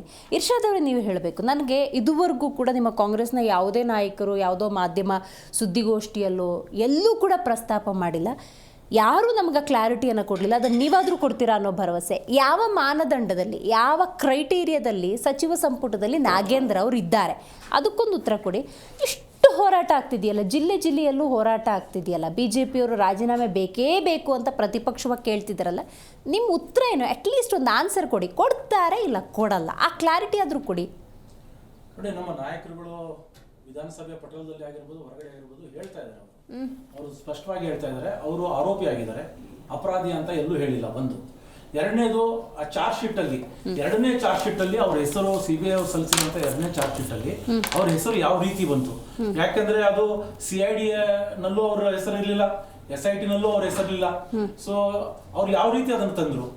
ಆಮೇಲೆ ಇನ್ನೊಂದು, ಅವರು ಅಧಿಕಾರಿಗಳಿಂದ ಅಥವಾ ಅಲ್ಲಿ ಖಾಸಗಿ ಜನರಿಂದ ಅಥವಾ ಬೇರೆ ಬೇರೆ ರೀತಿಯಿಂದ ಅದು ಹಣವ ವರ್ಗಾವಣೆ ಆಗಿರುವಂಥದ್ದು ಮೇಲ್ನೋಟಕ್ಕೆ ಎಲ್ರಿಗೂ ಗೊತ್ತಿದೆ, ಅದು ಸ್ಪಷ್ಟವಾಗಿ ಎಲ್ಲ ಜನರಿಗೆ ಗೊತ್ತಿದೆ. ಪಾಪ ನಾಗೇಂದ್ರ ಅವ್ರ ಪಾತ್ರ ಇಲ್ಲ. ಅಲ್ಲ, ಅದರಲ್ಲಿ ಎಲ್ಲಿದೆ ನಾಗೇಂದ್ರ ಅವರು ಇವತ್ತು ಎರಡನೇ ಚಾರ್ಜ್ ಶೀಟ್ ಅಲ್ಲಿ ಅವ್ರು ಯಾವ ರೀತಿ ಬಂದಿದ್ದಾರೆ ಅನ್ನೋದು ಎಲ್ರಿಗೂ ಗೊತ್ತಿದೆ. ಆಮೇಲೆ ಇನ್ನೊಂದು, ಈ CBI ED ಅನ್ನೋದಂತ ಏನು ಇವ್ರದ್ದು ಒಂದು ಅಸ್ತ್ರ ಇದೆ, ಯಾವ ರೀತಿ ಅದನ್ನು ಅವರು ಬಳಕೆ ಮಾಡ್ಕೊಂಡಿದ್ದಾರೆ. ಈಗಾಗಲೇ JDS ಮತ್ತು BJP ವಕ್ತಾರರು ಹೇಳ್ತಾ ಇದ್ರು, ಮಾನ್ಯ ಮುಖ್ಯಮಂತ್ರಿಗಳ ಮೇಲೆ ED ಕೇಸಿದೆ, CBI ಕೇಸಿದೆ, ಸುಮಾರು ಕೇಸ್ಗಳಿದೆ ಅಂತ. ನಾನು ಹೇಳೋದಕ್ಕೆ ಬಯಸ್ತೇನೆ, ಸುಮಾರು 25 ಪ್ರಮುಖ ನಾಯಕರುಗಳ ಮೇಲೆ ಇವತ್ತು ಭಾರತ ದೇಶದಲ್ಲಿ ಈ ED ಅವರು ದಾಳಿ ಮಾಡಿ ಕೇಸ್ಗಳನ್ನು ಹಾಕಿದಂಥದ್ದು. ಅದರಲ್ಲಿ 23 ಜನ BJP ಸೇರಿದ ಮೇಲೆ ಅವರು ಆ BJP ವಾಷಿಂಗ್ ಮಿಷಿನಲ್ಲಿ ಕ್ಲೀನಾಗಿ ಹೊರಗಡೆ ಬಂದ ಮೇಲೆ ಅವ್ರಿಗೆ ಅವರ ಆರೋಪ ಮುಕ್ತನೂ ಆಗ್ತಾರೆ. ಆಮೇಲೆ ಅದ್ರ ಜೊತೆನಲ್ಲಿ ಅವ್ರಿಗೆ ಆಯ್ಕಟ್ಟಿನ ಒಂದು ಸ್ಥಾನಮಾನನೂ ನೀವು ಕೊಡ್ತೀರಾ. ಅಂದರೆ ಇಲ್ಲಿ CBI ಮತ್ತು ED ಯಾವ ರೀತಿ ತಾವು ದುರುಪಯೋಗ ಮಾಡ್ತಾ ಇದ್ದೀರಾ ಅನ್ನೋದನ್ನು ಸ್ಪಷ್ಟವಾಗಿ ಗೊತ್ತಾಗ್ತಾ ಇದೆ. ನಾವು ಹೇಳೋದು ಅಷ್ಟೇ, ಇವತ್ತು ಜನರ ಟ್ಯಾಕ್ಸ್ ದುಡ್ಡಿಂದ ಇವತ್ತು ಏನು ಸದನ ನಡೀತಾ ಇದೆ, ಆ ಸದನ ನಡೆಯೋದಕ್ಕೆ ಕೊಡದೇ ಇರುವಂಥದ್ದು ಅದು ಈ ರಾಜ್ಯದ ಜನರಿಗೆ ಮಾಡುವಂತಹ ಒಂದು ದೊಡ್ಡ ಅವಮಾನ. ಆಮೇಲೆ ಇನ್ನೊಂದು ಏನಂದರೆ, ಸರ್ಕಾರ ಡೇ 1 ಹೇಳ್ತಾ ಇದೆ, ನಾವು ಉತ್ತರ ಕೊಡೋದಕ್ಕೆ ತಯಾರಿದ್ದೀವಿ, ನಾವು ಚರ್ಚೆ ಮಾಡೋದಕ್ಕೆ ತಯಾರಿದ್ದೀವಿ. ಯಾವುದೇ ವಿಷಯ ಆಗಿರ್ಲಿ, ಅಲ್ಲ ಚರ್ಚೆ ಆಗ್ಬೇಕಲ್ಲ, ಅಲ್ಲಿ ಚರ್ಚೆ ಆಗೋದಕ್ಕೆ ಅವಕಾಶ ಮಾಡಿ ಕೊಡಿ ಅಂತ ಹೇಳ್ತಾ ಇದ್ದಾರೆ ಅವರು. ಚರ್ಚೆ ಇವತ್ತು ಮಾನ್ಯ ಕೃಷ್ಣ ಬೈರೇಗೌಡರು ಅದೇ ಹೇಳಿದ್ದಾರೆ, ಚರ್ಚೆ ಮಾಡೋದಕ್ಕೆ ನಾವು ತಯಾರಿದ್ದೀವಿ. ನಾಯಕರು ಇದನ್ನೇ ಕೇಳಿದ್ರು, ಸುನಿಲ್ ಕುಮಾರ್ ಅವರು ಮಾತಾಡಿದ್ ಕೇಳಿಸ್ಕೊತಾ ಇದ್ದೆ. ಅದಕ್ಕೆ ಉತ್ತರವಾಗಿ ಕೃಷ್ಣ ಬೈರೇಗೌಡರು ಹೇಳಿದ್ದಾರೆ, ಆಯ್ತು ನಾವು ಚರ್ಚೆ ಮಾಡಕ್ ರೆಡಿ ಇದ್ದೀವಿ, ಬನ್ನಿ ಅಂತ. ಅಂದ್ರೆ ಅವ್ರು ಏನಿದೆ ಗೊತ್ತಾ, ನೋಡಿ ಇವತ್ತು ಈ ರಾಜೀನಾಮೆಗೆ ಒಂದು ಸ್ಪಷ್ಟ ಕ್ಲಾರಿಟಿ ಕೊಡ್ಬೇಕು ಮುಖ್ಯಮಂತ್ರಿಗಳು. ಕೊಡ್ತಾರೆ ಇಲ್ಲ ಕೊಡಲ್ಲ, ಕೊಡ್ತಾರೆ ಅಂದ್ರೂ ಒಂದು ಕ್ಲಾರಿಟಿ ಸಿಗುತ್ತೆ. BJP ಅವ್ರು ನೆಕ್ಸ್ಟ್ ಸ್ಟ್ಯಾಂಡ್ ತಗಂತಾರೆ, ಕೊಡಲ್ಲ ಅಂದ್ರೂ ಒಂದು ಸ್ಟ್ಯಾಂಡ್ ತಗಂತಾರೆ, ಅದಕ್ಕೆ ಅವಕಾಶ ಕೊಡ್ಬೇಕಲ್ಲ. ಯಾವ ಇವತ್ತು ವಾಟ್ಸಾಪ್ ಮುಖಾಂತರ ಯಾವ ಸಾಮಾಜಿಕ ಜಾಲತಾಣದಿಂದ ಇವತ್ತು ಕೇಂದ್ರ ಸರ್ಕಾರದವರು ಅಧಿಕಾರಕ್ಕೆ ಬಂದಿದ್ರು, ಅದು ಅದೇ ಯುವಕರು ಅದೇ ಸಾಮಾಜಿಕ ಜಾಲತಾಣವನ್ನು ಬಳಸ್ಕೊಂಡು ಇವತ್ತು ಯಾವ ರೀತಿ ಅವರಿಗೆ ಮೋಸ ಆಗಿರೋದನ್ನು ಇವತ್ತು ಸ್ಪಷ್ಟಪಡಿಸ್ತಾ ಇದ್ದಾರೆ, ಜನರ ಮುಂದೆ ಬರ್ತಾ ಇದ್ದಾರೆ. ಅದು ಎಲ್ಲೋ ನೋಡಿ ಇವತ್ತು ಅವ್ರದ್ದು ಇಮೇಜ್ ಏನು ಡ್ಯಾಮೇಜ್ ಆಗಿದೆ ಕೇಂದ್ರ ಸರ್ಕಾರದವ್ರದ್ದು, ಅದನ್ನು ಸರಿಪಡಿಸೋದಕ್ಕೆ ಇಲ್ಲಿ ರಾಜ್ಯದಲ್ಲಿ ಒಂದು ನಾಯಕತ್ವ ಸೃಷ್ಟಿ ಮಾಡೋದಕ್ಕೆ ಯಾವುದೇ ನಾಯಕತ್ವ ಇಲ್ಲ. ಇವತ್ತು ವಿರೋಧ ಪಕ್ಷದ ನಾಯಕನಿಗೆ ಬೆಲೆ ಇಲ್ಲ. ಇವತ್ತು BJP ರಾಜ್ಯಾಧ್ಯಕ್ಷರ ಮೇಲೆ ಬಹಳಷ್ಟು ಭ್ರಷ್ಟಾಚಾರದ ಆರೋಪಗಳಿವೆ. ಅಲ್ಲ, ಅವರ ಅಸ್ತಿತ್ವವನ್ನು ಉಳಿಸ್ಕೊಳ್ಳೋದಕ್ಕೆ ಒಂದು ಹೋರಾಟ ಮಾಡ್ತಾ ಇರೋದು. ಈ ನೋಡಿ ಇವತ್ತು ರಾಜ್ಯದ ಜನರ ತೆರಿಗೆ ಹಣವನ್ನು ಇವರು ಪೋಲ್ ಮಾಡ್ತಾ ಇದ್ದಾರೆ. ಇವತ್ತು ಅಲ್ಲಿ ನಡೆಸ್ತಾರೆ, ಅಲ್ಲ ಅಧಿಕಾರ ನಡೆಸ, ನೀವು ನಿಗಮಗಳಿಗೆ ಯಾವ ರೀತಿ ಬಲವಾಗಿ ನಿಂತ್ಕೊಂಡಿದ್ದೀರಾ, ನೀವು ಯಾವ ಭರವಸೆಯನ್ನ ಕೊಡ್ತೀರಾ ನಾಗೇಂದ್ರ ಅವರನ್ನು ಸಂಪುಟದಲ್ಲಿ ತಗೊಂಡು, ನೀವು ಅದಕ್ಕೆ ಉತ್ತರ ಕೊಡಿ. ನೀವು ಪ್ರತಿಪಕ್ಷದ ಅವರ ಅಜೆಂಡಾಗಳು, ಅವ್ರದ್ದು ತಂತ್ರ ಪ್ರತಿತಂತ್ರ ಇನ್ನೊಂದ್ಸಲ ಮಾತಾಡೋಣ. ಅವ್ರು ಎಲ್ಲೂ ಅವ್ರ ಆರೋಪಿ ಅಪರಾಧಿ ಅಂತ ಇಲ್ಲ. ಇವತ್ತು ಅವರು ಆರೋಪಿ ಆಗಿದ್ದಾರೆ. ಅವ್ರ ಮೇಲೆ ಆಯ್ತು ಕೇಸ್, ಅದು ಸಬ್ ಜುಡಿಸ್ ಇದೆ, ನ್ಯಾಯಾಲಯದಲ್ಲಿ ನಡೀತಾ ಇದೆ. ಅದರ ತೀರ್ಪು ಏನು ಬರುತ್ತೆ, ತೀರ್ಪು ಬರಲಿ. ಯಾಕಂದ್ರೆ ಇವತ್ತು ನೋಡಿ 65 ಶಾಸಕರಿದ್ದಾರೆ BJPನಲ್ಲಿ. 65ರಲ್ಲಿ ಸುಮಾರು 34 ಜನರ ಮೇಲೆ ಇವತ್ತು ಅಪರಾಧಿ ಪ್ರಕರಣಗಳಿದೆ, ಅಲ್ಲ ಕ್ರಿಮಿನಲ್ ಪ್ರಕರಣಗಳಿದೆ. ಹಾಗಾದ್ರೆ ಅವರೆಲ್ಲ ಒಳಗಡೆ ಬರೋದಕ್ಕಾಗತ್ತಾ? ನಮ್ಮ ಮಿತ್ರರು ಹೇಳ್ತಾ ಇದ್ರು ವಿಧಾನಸಭೆ ಒಳಗಡೆ ಅವ್ರು ಬರಬಾರ್ದು ಅಂತ. ಹಾಗಾದ್ರೆ ಅವರು ಬರಬಾರ್ದು ಅಲ್ವಾ? ಧರ್ಮೇಂದ್ರ ಪ್ರಧಾನ ಹೆಂಗ್ ಹೊರಗಡೆ ತಗೊಬಂದ್ರು, ಆಮೇಲೆ ವಿಜಯೇಂದ್ರ ಅವರು RTGS ಮುಖಾಂತರ ಚೆಕ್ ಮುಖಾಂತರ ಇವತ್ತು ಯಾವ ರೀತಿ ಅವರು ಲಂಚ. ಆಮೇಲೆ ಯಡಿಯೂರಪ್ಪ ಸಹಿತ ಅರ್ಧ ಕ್ಯಾಬಿನೆಟ್ ಜೈಲಲ್ಲಿ ಇತ್ತು. ಭ್ರಷ್ಟಾಚಾರ, ಅವ್ರು ಬ್ರಹ್ಮಾಂಡ ಭ್ರಷ್ಟಾಚಾರ BJP ಅವ್ರೇನ್ ಮಾಡಿದ್ರು, ಆಗ PSI ಹಗರಣ ಆಗಿರ್ಬೋದು, ಬೇರೆ ಬೇರೆ ಹಗರಣಗಳಾಗಿರ್ಬೋದು, COVID-19 ಹಗರಣ ಆಗಿರ್ಬೋದು, ಆ ಹಗರಣಗಳನ್ನ ಜನರ ಮುಂದೆ ತೆಗೆದುಕೊಂಡು ಹೋಗಿ ನಾವು ಇವತ್ತು ಬಂದಿರುವಂತದ್ದು. ಇವರಿಗೆ ಯಾವ ನೈತಿಕತೆನೂ ಇಲ್ಲ ಹಗರಣಗಳ ಬಗ್ಗೆ ಮಾತನಾಡೋದಕ್ಕೆ. ಅಧಿಕಾರಿಗಳ ಬಗ್ಗೆ ಹೇಳಿ, ಅರ್ಥ ಆಯ್ತಲ್ಲ? ಹೇಮಂತ್ ಬಿಸ್ವಾಸ್ ಅವ್ರ ಮೇಲೆ ಹೇಳಿ, ಯಾವ ರೀತಿ ಸುವೇಂದ್ರ ಅಧಿಕಾರಿ ಅವರು ಇವತ್ತು ಭ್ರಷ್ಟಾಚಾರ ಮಾಡುವಂತದ್ದು ಈ ದೇಶ ನೋಡಿದೆ, ಯಾವ ತರ ಭ್ರಷ್ಟಾಚಾರ ಅಂತ. TMC ಇಂದ ಆರೋಪ ಮುಕ್ತರಾಗ್ತಾರ. ಡಬಲ್ ಸ್ಟ್ಯಾಂಡರ್ಡ್ ಇದೆ. ನಾವು ಅದನ್ನ ಅರ್ಥ ಮಾಡ್ತಾ ನಮ್ಮ ಮೇಲೆ ಆರೋಪ ಮಾಡ್ತಾ ಇದ್ರ double Right, standard right, right. Got it. ನಿಮಗೆ ಅಲ್ಲ, ನೀವು ಅಧಿಕಾರ ನಾವು ನಡೆಸ್ತಾ ಇದ್ದೀವಿ. ಆಡಳಿತ ಕೊಡಬೇಕು. ಇವತ್ತು ತಾವು ರಚನಾತ್ಮಕವಾದಂತ ಕೆಲಸ ಮಾಡಿ ಇವತ್ತು ರಾಜ್ಯದ ಜನತೆ ಏನು ಸಮಸ್ಯೆಗಳಿದೆ ಆ ಸಮಸ್ಯೆಗಳನ್ನು ತೆಗೆದುಕೊಂಡು ಬಂದು ವಿಧಾನಸಭೆ ಸರಿಯಾದ ಕಾರಣ ಅವಕಾಶ ಮಾಡಿಕೊಡಿ. ಜವಾಬ್ದಾರಿ ಇದೆ ನಿಮ್ಗೆ. ಅವಕಾಶ ಮಾಡಿಕೊಡಿ. ಒಂದು ವಿಷಯವನ್ನು ಇಟ್ಕೊಂಡು ತಾವು ಹೋರಾಟ ಮಾಡ್ತಾ ಇದೀವಿ ಅಂತ ಏನೋ ಒಂದು ತಮ್ಮ ರಾಜಕೀಯ ಅಸ್ತಿತ್ವವನ್ನ ತಮ್ಮ ಬೇಳೆಯನ್ನು ಬೇಯಿಸಿಕೊಳ್ಳೋದಕ್ಕಾಗಿ ಅದೇ ಏನು ಭೂತದ ಹೈಕಮಾಂಡ್ ಬಾಯಲ್ಲಿ ಭಗವದ್ಗೀತೆ ಪುಷ್ ಕೇಳಬೇಕು. ಮಾಡೋದಕ್ಕಾಗಿ ತಾವು ಈ ತರ ಕೆಲಸ ಮಾಡೋದು ಅಲ್ಲ ಮೇಡಮ್, ಬೇಕಾಗಿಲ್ಲ. ಮುಖ್ಯಮಂತ್ರಿಗಳು ಸಮರ್ಥಿಸ್ಕೊತಾರೆ ಆ ಸಚಿವನ ಅಂತಂದ್ರೆ ಅದನ್ನೇ ನಾವು ಯಾರು ಶಶಿಧರ್ ಅವರೇ, ನೀವು ಹೇಳ್ಬೇಕು. ರಾಜ್ಯ ಜನಕ್ಕೆ ಯಾವ ಉತ್ತರ ಕೊಡ್ತೀರಾ ನೀವು? ಓಕೆ, ನೀವು ಕೊಡ್ಬೇಕ್ರಿ. ಉಮೇಶ್ ಅವರೇ, ಸಂಘಟನೆ ಉಮೇಶ್ ಅವರೇ, ಇಲ್ಲ, ಇರ್ಷಾದ್ ಅವರೇ, ರಾಜ್ಯದ ಒಂದು ನಿಮಿಷ. ತೆರಿಗೆ ಹಣವನ್ನ ನೀವು ಯಾರು ಪೋಲ್ ಮಾಡ್ತಾ ಇದ್ದೀರಾ. ನಾವೆಲ್ಲ ಮಾಡ್ತಾ ಓಕೆ, ಇದ್ದೀರಾ? ಓಕೆ, ಗಾಡಿ, ಅದಕ್ಕೆ ಗಾಡಿ. ಬೇಕಾದ್ರೆ ನೀವು ನಾವ್ ಹೇಳ್ತಾ ಇದೀವಲ್ಲ ಚರ್ಚೆಗೆ ತಯಾರಿದೀವಿ ಅಂತ ಬನ್ನಿ ಚರ್ಚೆಗೆ. ಆರೋಪಿ ಸ್ಥಾನದಲ್ಲಿದ್ರೆ ಮುಖ್ಯಮಂತ್ರಿನೂ ಆಗಬಹುದು, ಸಚಿವನೂ ಆಗಬಹುದು. ನೋಡಿ, ಆರೋಪಿ ಅಷ್ಟೇ. ಆರೋಪಿ ಸ್ಥಾನ ಏನಕ್ಕೋಸ್ಕರ ಅಂತ ಬೇಕು? ಸಾಮಾಜಿಕವಾದಂಥ ಹೋರಾಟಗಳಲ್ಲಿ ಕ್ರಿಮಿನಲ್ ಕೇಸ್ಗಳು ಆಗುತ್ತೆ, ಅದು ಸಾಮಾನ್ಯವಾಗಿ ಆಗುತ್ತೆ, ಇಲ್ಲ ಅಂತಲ್ಲ. ಅದು ಯಾರಿಗೋಸ್ಕರ ಮಾಡೋದು? ಸಾರ್ವಜನಿಕೋಸ್ಕರವಾಗಿ, ಸಮಾಜಕ್ಕೋಸ್ಕರವಾಗಿ ಮಾಡಿರ್ತಕ್ಕಂಥ ಹೋರಾಟಗಳು. ಇಲ್ಲ ಫ್ರೀಡಮ್ ಪಾರ್ಕಲ್ಲಿ ಮಾಡಿರ್ತಕ್ಕಂಥ ಹೋರಾಟಗಳು, ಇಲ್ಲ ಅಂದ್ರೆ ಯಾರಿಗಾದ್ರು ಒಂದು ಕಷ್ಟ ಅಂತ ಬಂದಾಗ ನಾನು ಸಹ ಹೋರಾಟ ಮಾಡಿ ಒಂದು ಕೇಸ್ ಹಾಕ್ಕೊಂಡಿದ್ದೀನಿ. ಎಲ್ಲಿ ಗೊತ್ತಾ? ಒಂದು ಡಿಪೋ ನಂಬರ್ 21 ಹ್ಯಾಂಗ್ ಮಾಡ್ಕೊಂಡಿದ್ರು, ಡ್ರೈವರು ಹ್ಯಾಂಗ್ ಮಾಡ್ಕೊಂಡಿದ್ರು.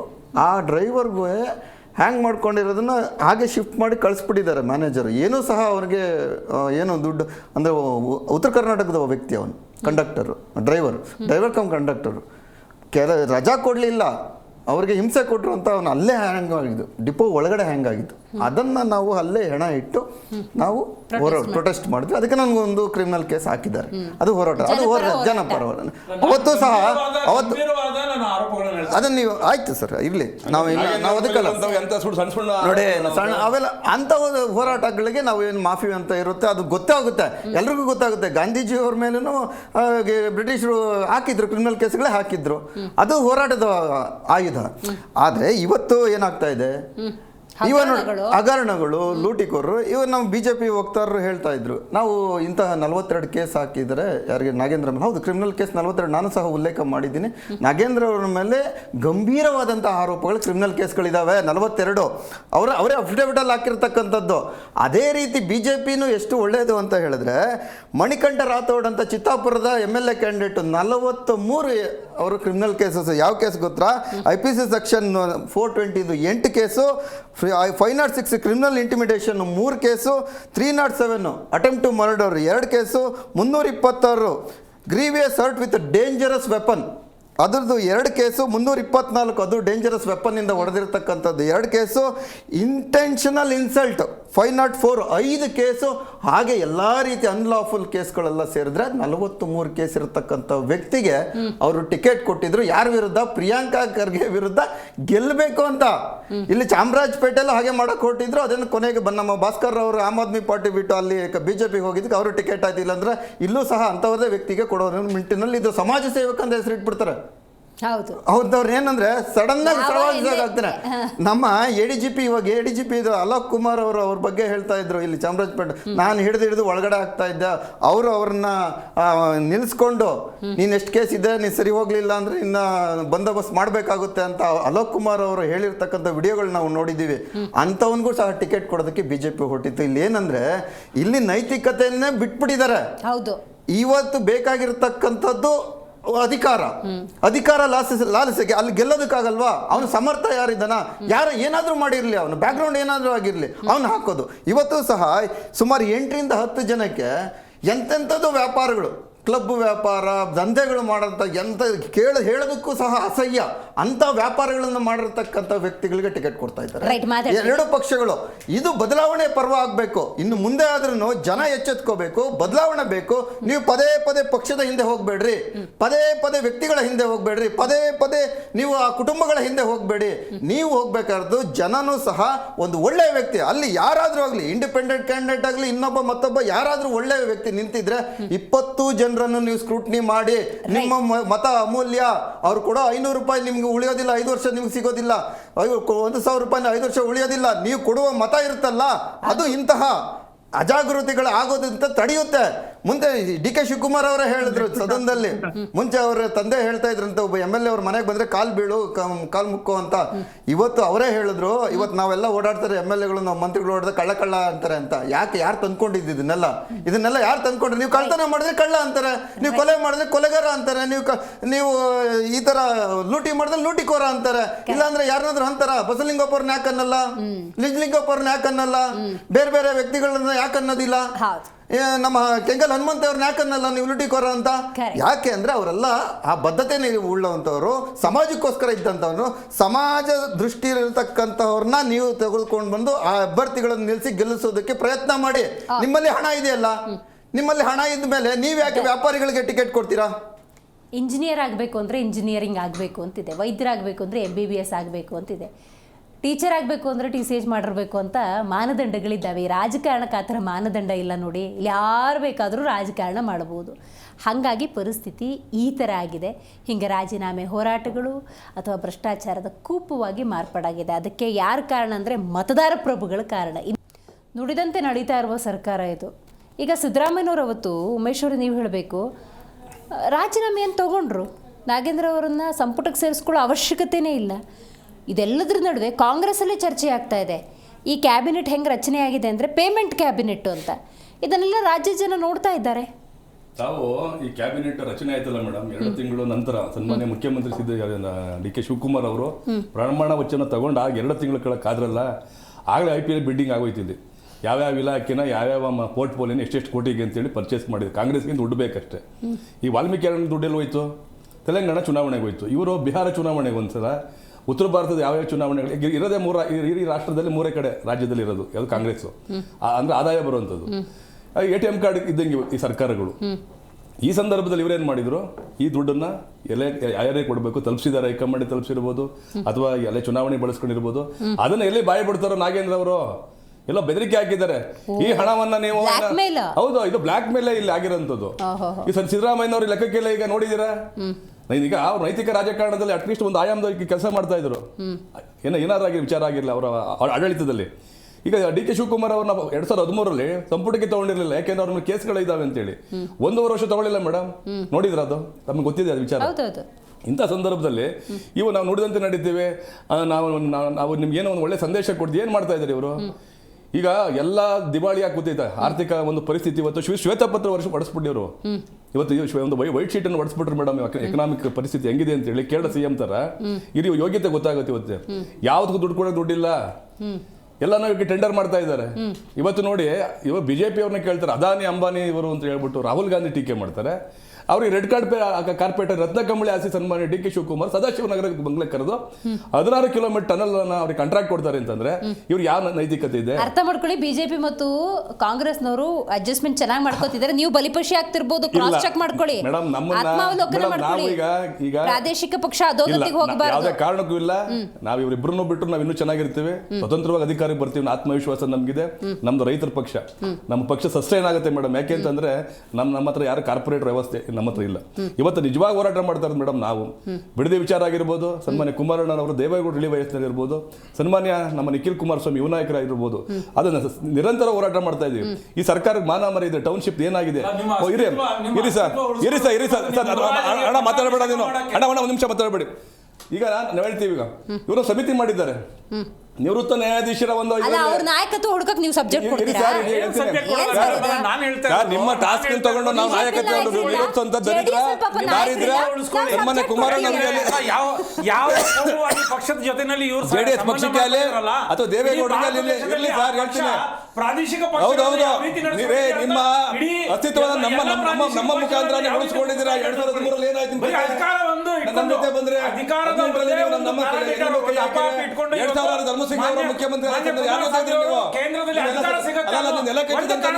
ಪಕ್ಷಗಳು ನಮ್ಮಿಂದ ನೀವು ಮೇಲೆ, ನಿಮ್ಮಿಂದ ನಾವಲ್ಲ. ನಿಮ್ಮನ್ನ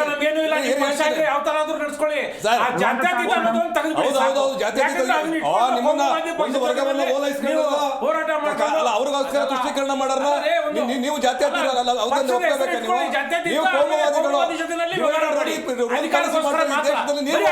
ಕಾಂಗ್ರೆಸ್ನವರು ಜಾತಿ ಸಂಘರ್ಷ ಮಾಡೋದು ನೀವು ಅಲ್ಲ. ಯಾವ್ದಾರ ಒಂದು ಸ್ವಾಗತ ಮಾಡ್ತೀರಾ ನೀವು? ಯಾವ್ದಾರ ಒಂದು ಕೇಂದ್ರ ಸರ್ಕಾರದ ನೀತಿ ನಿಯಮ ನಿಯಮಗಳನ್ನ ಒಂದು ಮಾಡ್ತೀರಾ ನೀವು?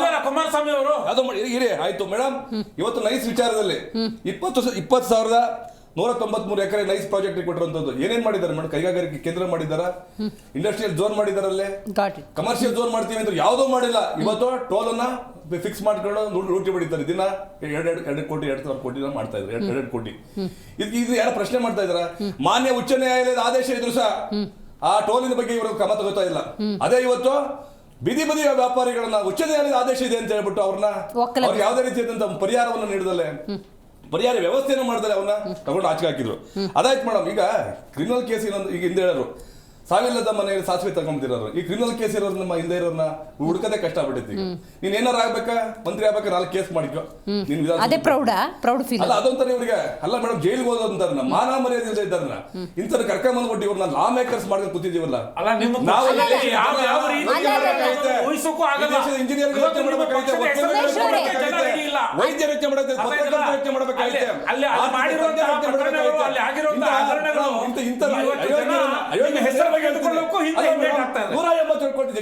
ವಾಲ್ಮೀಕಿ ದಲಿತ ದುಡ್ತಿಂದಾರನ್ನ 2ನೇ ಬಾರಿಗೆ ಇವರು ಸಪೋರ್ಟ್ ತಗೋತಾರೆ ಅಂತ ಇವ್ರಿಗೆ ಮರ್ಯಾದೆ ಇದೆಯಾ ಅಂತ ಹೇಳಿ.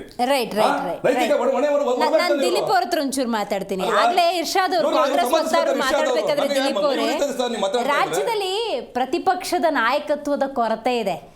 ರಾಜ್ಯದಲ್ಲಿ ಪ್ರತಿಪಕ್ಷದಲ್ಲಿ ನಾಯಕತ್ವದ ಕೊರತೆ ಇದೆ. ಹಾಗಾಗಿ ನಾಯಕತ್ವದ ಸೃಷ್ಟಿಗಾಗಿ ಈ ಮಟ್ಟಿಗಿನ ಪ್ರತಿಭಟನೆ ಆಗ್ತಿದೆ ಅಂತ ಹೇಳಿದ್ರು.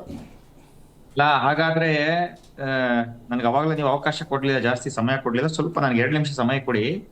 ಹಾಗಾದ್ರೆ ಚಂದ್ರಶೇಖರ್ ಅಂತಕ್ಕಂಥ ಒಬ್ಬ ವ್ಯಕ್ತಿ ಸೂಸೈಡ್ ನೋಟ್ ನಲ್ಲಿ ಸ್ವತಃ ನಾಗೇಂದ್ರ ಅಂದ್ರೆ ಮಂತ್ರಿಗಳ ಹೆಸರನ್ನ ಬರೆದಿದ್ದು ಸೂಸೈಡ್ ಮಾಡ್ಕೊಂಡ್ರೆ ಆತ್ಮಹತ್ಯೆ ಮಾಡ್ಕೊಂಡಿರ್ತಕ್ಕಂಥದ್ದು ಸುಳ್ಳು ಅಂತ ಇವ್ರ ವಾದ ಮಾಡೋ ಪ್ರಕಾರ ಸ್ವತಃ ಇಡಿ ಚಾರ್ಜ್ ಶೀಟ್ ನಲ್ಲಿ ಮೆನ್ಷನ್ ಮಾಡಿದೆ.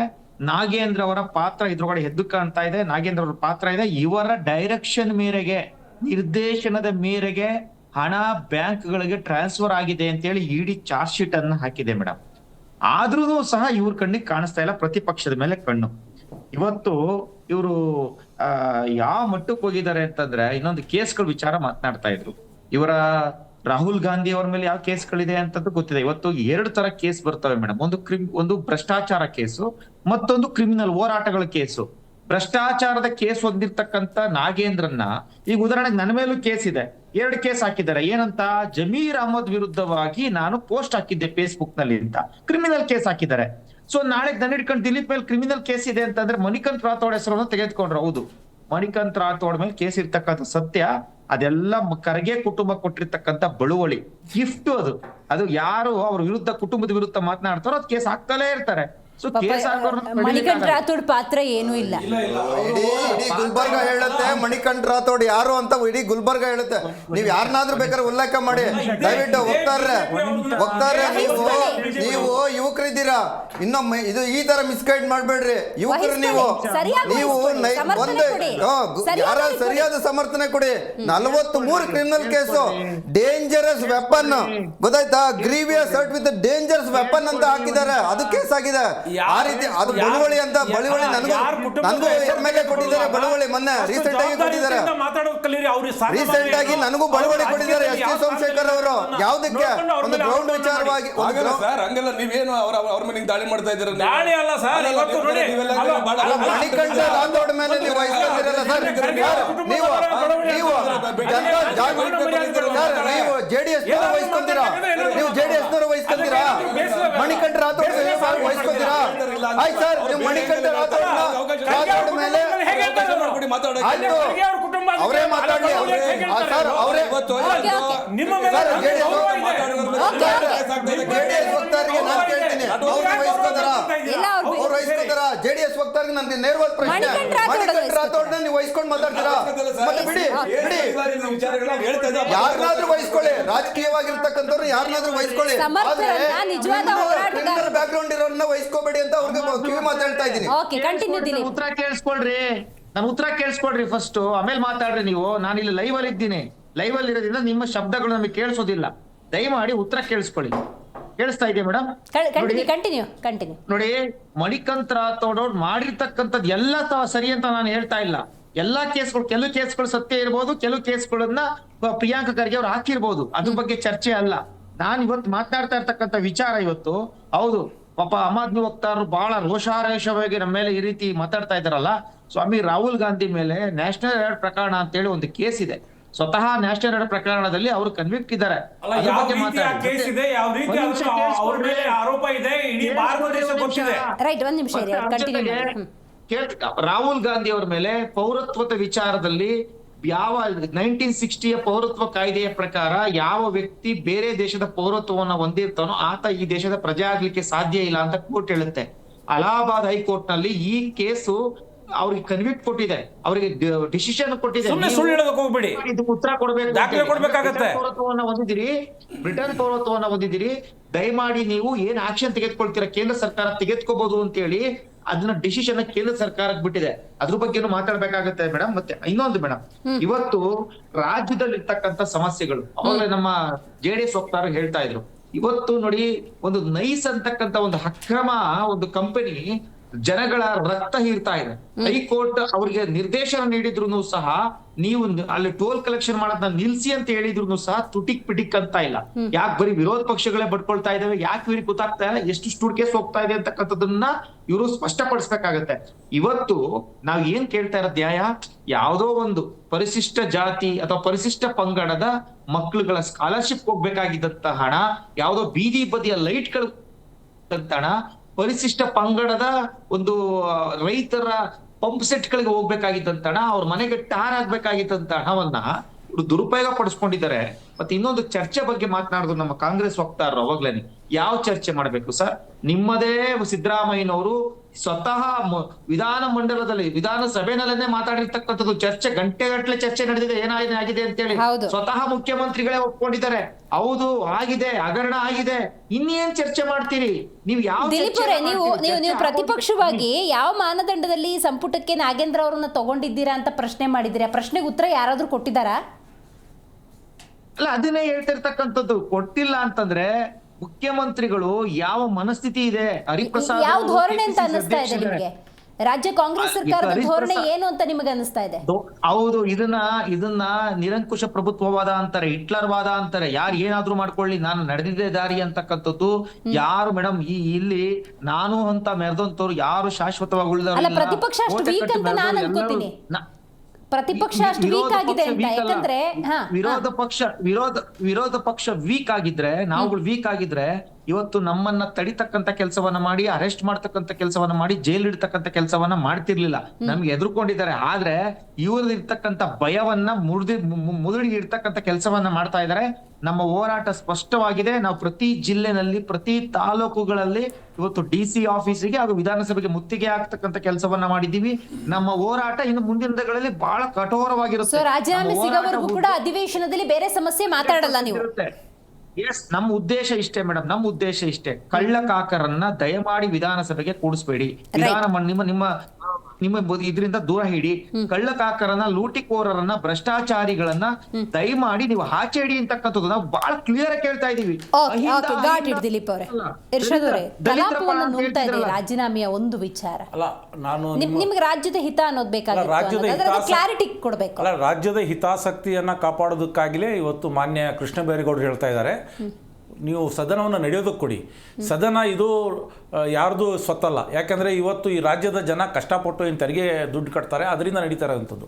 ಸೊ ಈ ರಾಜ್ಯದಲ್ಲಿ ಭಾಳಷ್ಟು ಸಮಸ್ಯೆಗಳಿದೆ ಅಂತ ಎಲ್ಲರಿಗೂ ಗೊತ್ತಿದೆ ಅಂತ ನಾನು ಅಂದ್ಕೊಂಡಿದ್ದೇನೆ. ಯಾಕೆಂದರೆ ಇವತ್ತು ಬರ ಇದೆ, ಕರಾವಳಿ ಪ್ರದೇಶದಲ್ಲಿ ಭಾಳಷ್ಟು ಪ್ರಕೃತಿ ವಿಕೋಪದ ವಿಷಯಗಳಿದೆ. ಅದ್ರ ಮೇಲೆ ಚರ್ಚೆಗೆ ಬನ್ನಿ. ಯಾಕಂದರೆ ಈ ರಾಜ್ಯದ ಹಿತಾಸಕ್ತಿ ಕಾಪಾಡೋದು, ಆಮೇಲೆ ನೋಡಿ ವಿರೋಧ ಪಕ್ಷದವರು ರಚನಾತ್ಮಕವಾದಂಥ ಕೆಲಸವನ್ನು ಮಾಡಬೇಕಾಗ್ತದೆ. ನೀವು ಡೆಡ್ಲಾಕ್ ಮಾಡಿ ಇವತ್ತು ಸದನ ನಡೆಯೋದಕ್ಕೆ ನೀವು ಅವಕಾಶ ಕೊಡಲ್ಲ ಒಂದು. ಆಮೇಲೆ ನಮ್ಮ BJP ವಕ್ತಾರ ಹೇಳ್ತಾ ಇದ್ರು, ಕಳ್ಳರು ಕಾಕರು ಭ್ರಷ್ಟಾಚಾರಿಗಳು ವಿಧಾನಸಭೆಗೆ ಬರಬಾರ್ದಂಗೆ ನೋಡ್ಕೊಳ್ಳೋದು ಇವ್ರ ಕರ್ತವ್ಯ. ನಾವು ಅದೇ ಹೇಳ್ತಾ ಇರೋದು. ವಿಜೇಂದ್ರ ಅವ್ರ ಮೇಲೇನೂ ಭ್ರಷ್ಟಾಚಾರದ ಆರೋಪ ಇದೆ. ಅಶೋಕ್ ಅವ್ರ ಮೇಲೆ ಆ ಬಗರ್ ಹುಕುಂನಲ್ಲಿ 10,000 ಕೋಟಿ ರೂಪಾಯಿ ನಷ್ಟ ಆಗಿದೆ ಸರ್ಕಾರಕ್ಕೆ ಅನ್ನುವಂಥ ಭ್ರಷ್ಟಾಚಾರ ಇದೆ. ಬೊಮ್ಮಾಯಿ ಸರ್ಕಾರದಲ್ಲಿ ಎಂಥ ಭ್ರಷ್ಟಾಚಾರದ ಆರೋಪಗಳಿದೆ, ಎಂಥ ಭ್ರಷ್ಟಾಚಾರಗಳು ನಡೆದು ಹೋಯ್ತು ಅನ್ನೋದನ್ನು ಅಲ್ಲಿದೆ. ಇವರ MLC ವಿಶ್ವನಾಥ್ ಅವರೇ ವಿಜೇಂದ್ರ ಮೇಲೆ ಕಾವೇರಿ ಪ್ರಾಜೆಕ್ಟ್ ಅಲ್ಲಿ ಕಿಕ್ ಬ್ಯಾಕ್ಸ್ ತೆಗೆದುಕೊಳ್ಳುವಂತ ಆರೋಪಗಳನ್ನು MLC ವಿಶ್ವನಾಥ್ ಅವರೇ ಇಟ್ಟಿರುವಂತದ್ದು.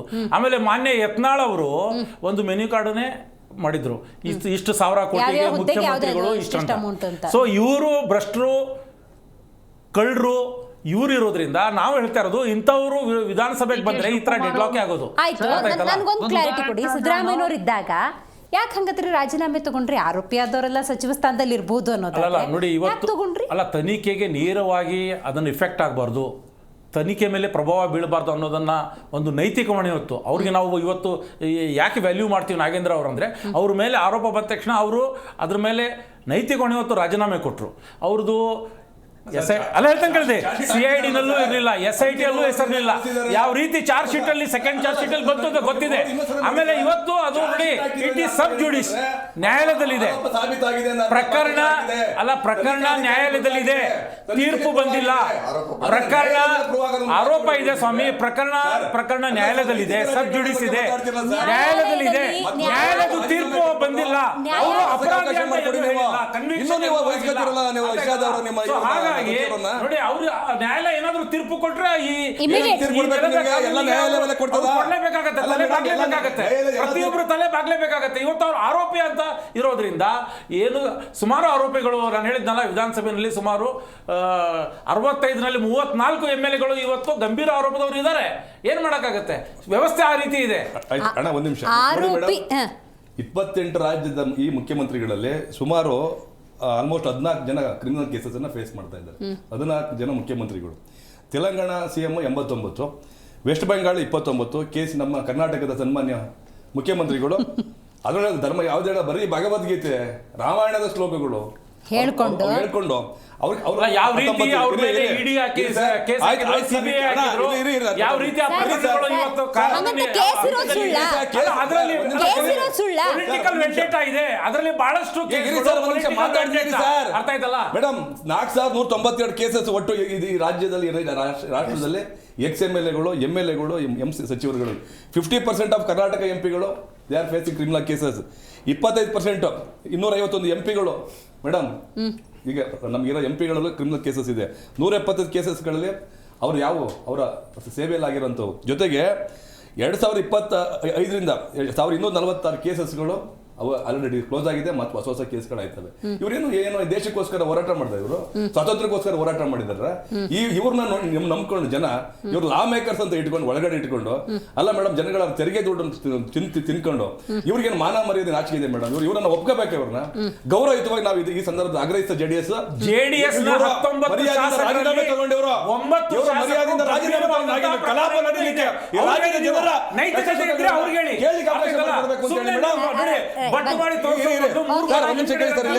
ನೀವು ಎಲ್ಲಕ್ಕೂ ಅಲ್ಲ ಸರ್, ಅಲ್ಲಲ್ಲ ಜಟ್ಟಿ ಕೆಳಗಡೆ ಮೀಸೆ ಮಣ್ಣಾಗಿಲ್ಲ ಅಂತೀರ. ಅಲ್ಲಲ್ಲ, ಸಿದ್ದರಾಮಯ್ಯ ಸರ್ಕಾರದಲ್ಲಿ ಸರ್ಕಾರ ಒಪ್ಕೊಂಡಿದ್ದಾರೆ ನಿಮ್ಮನ್ನ.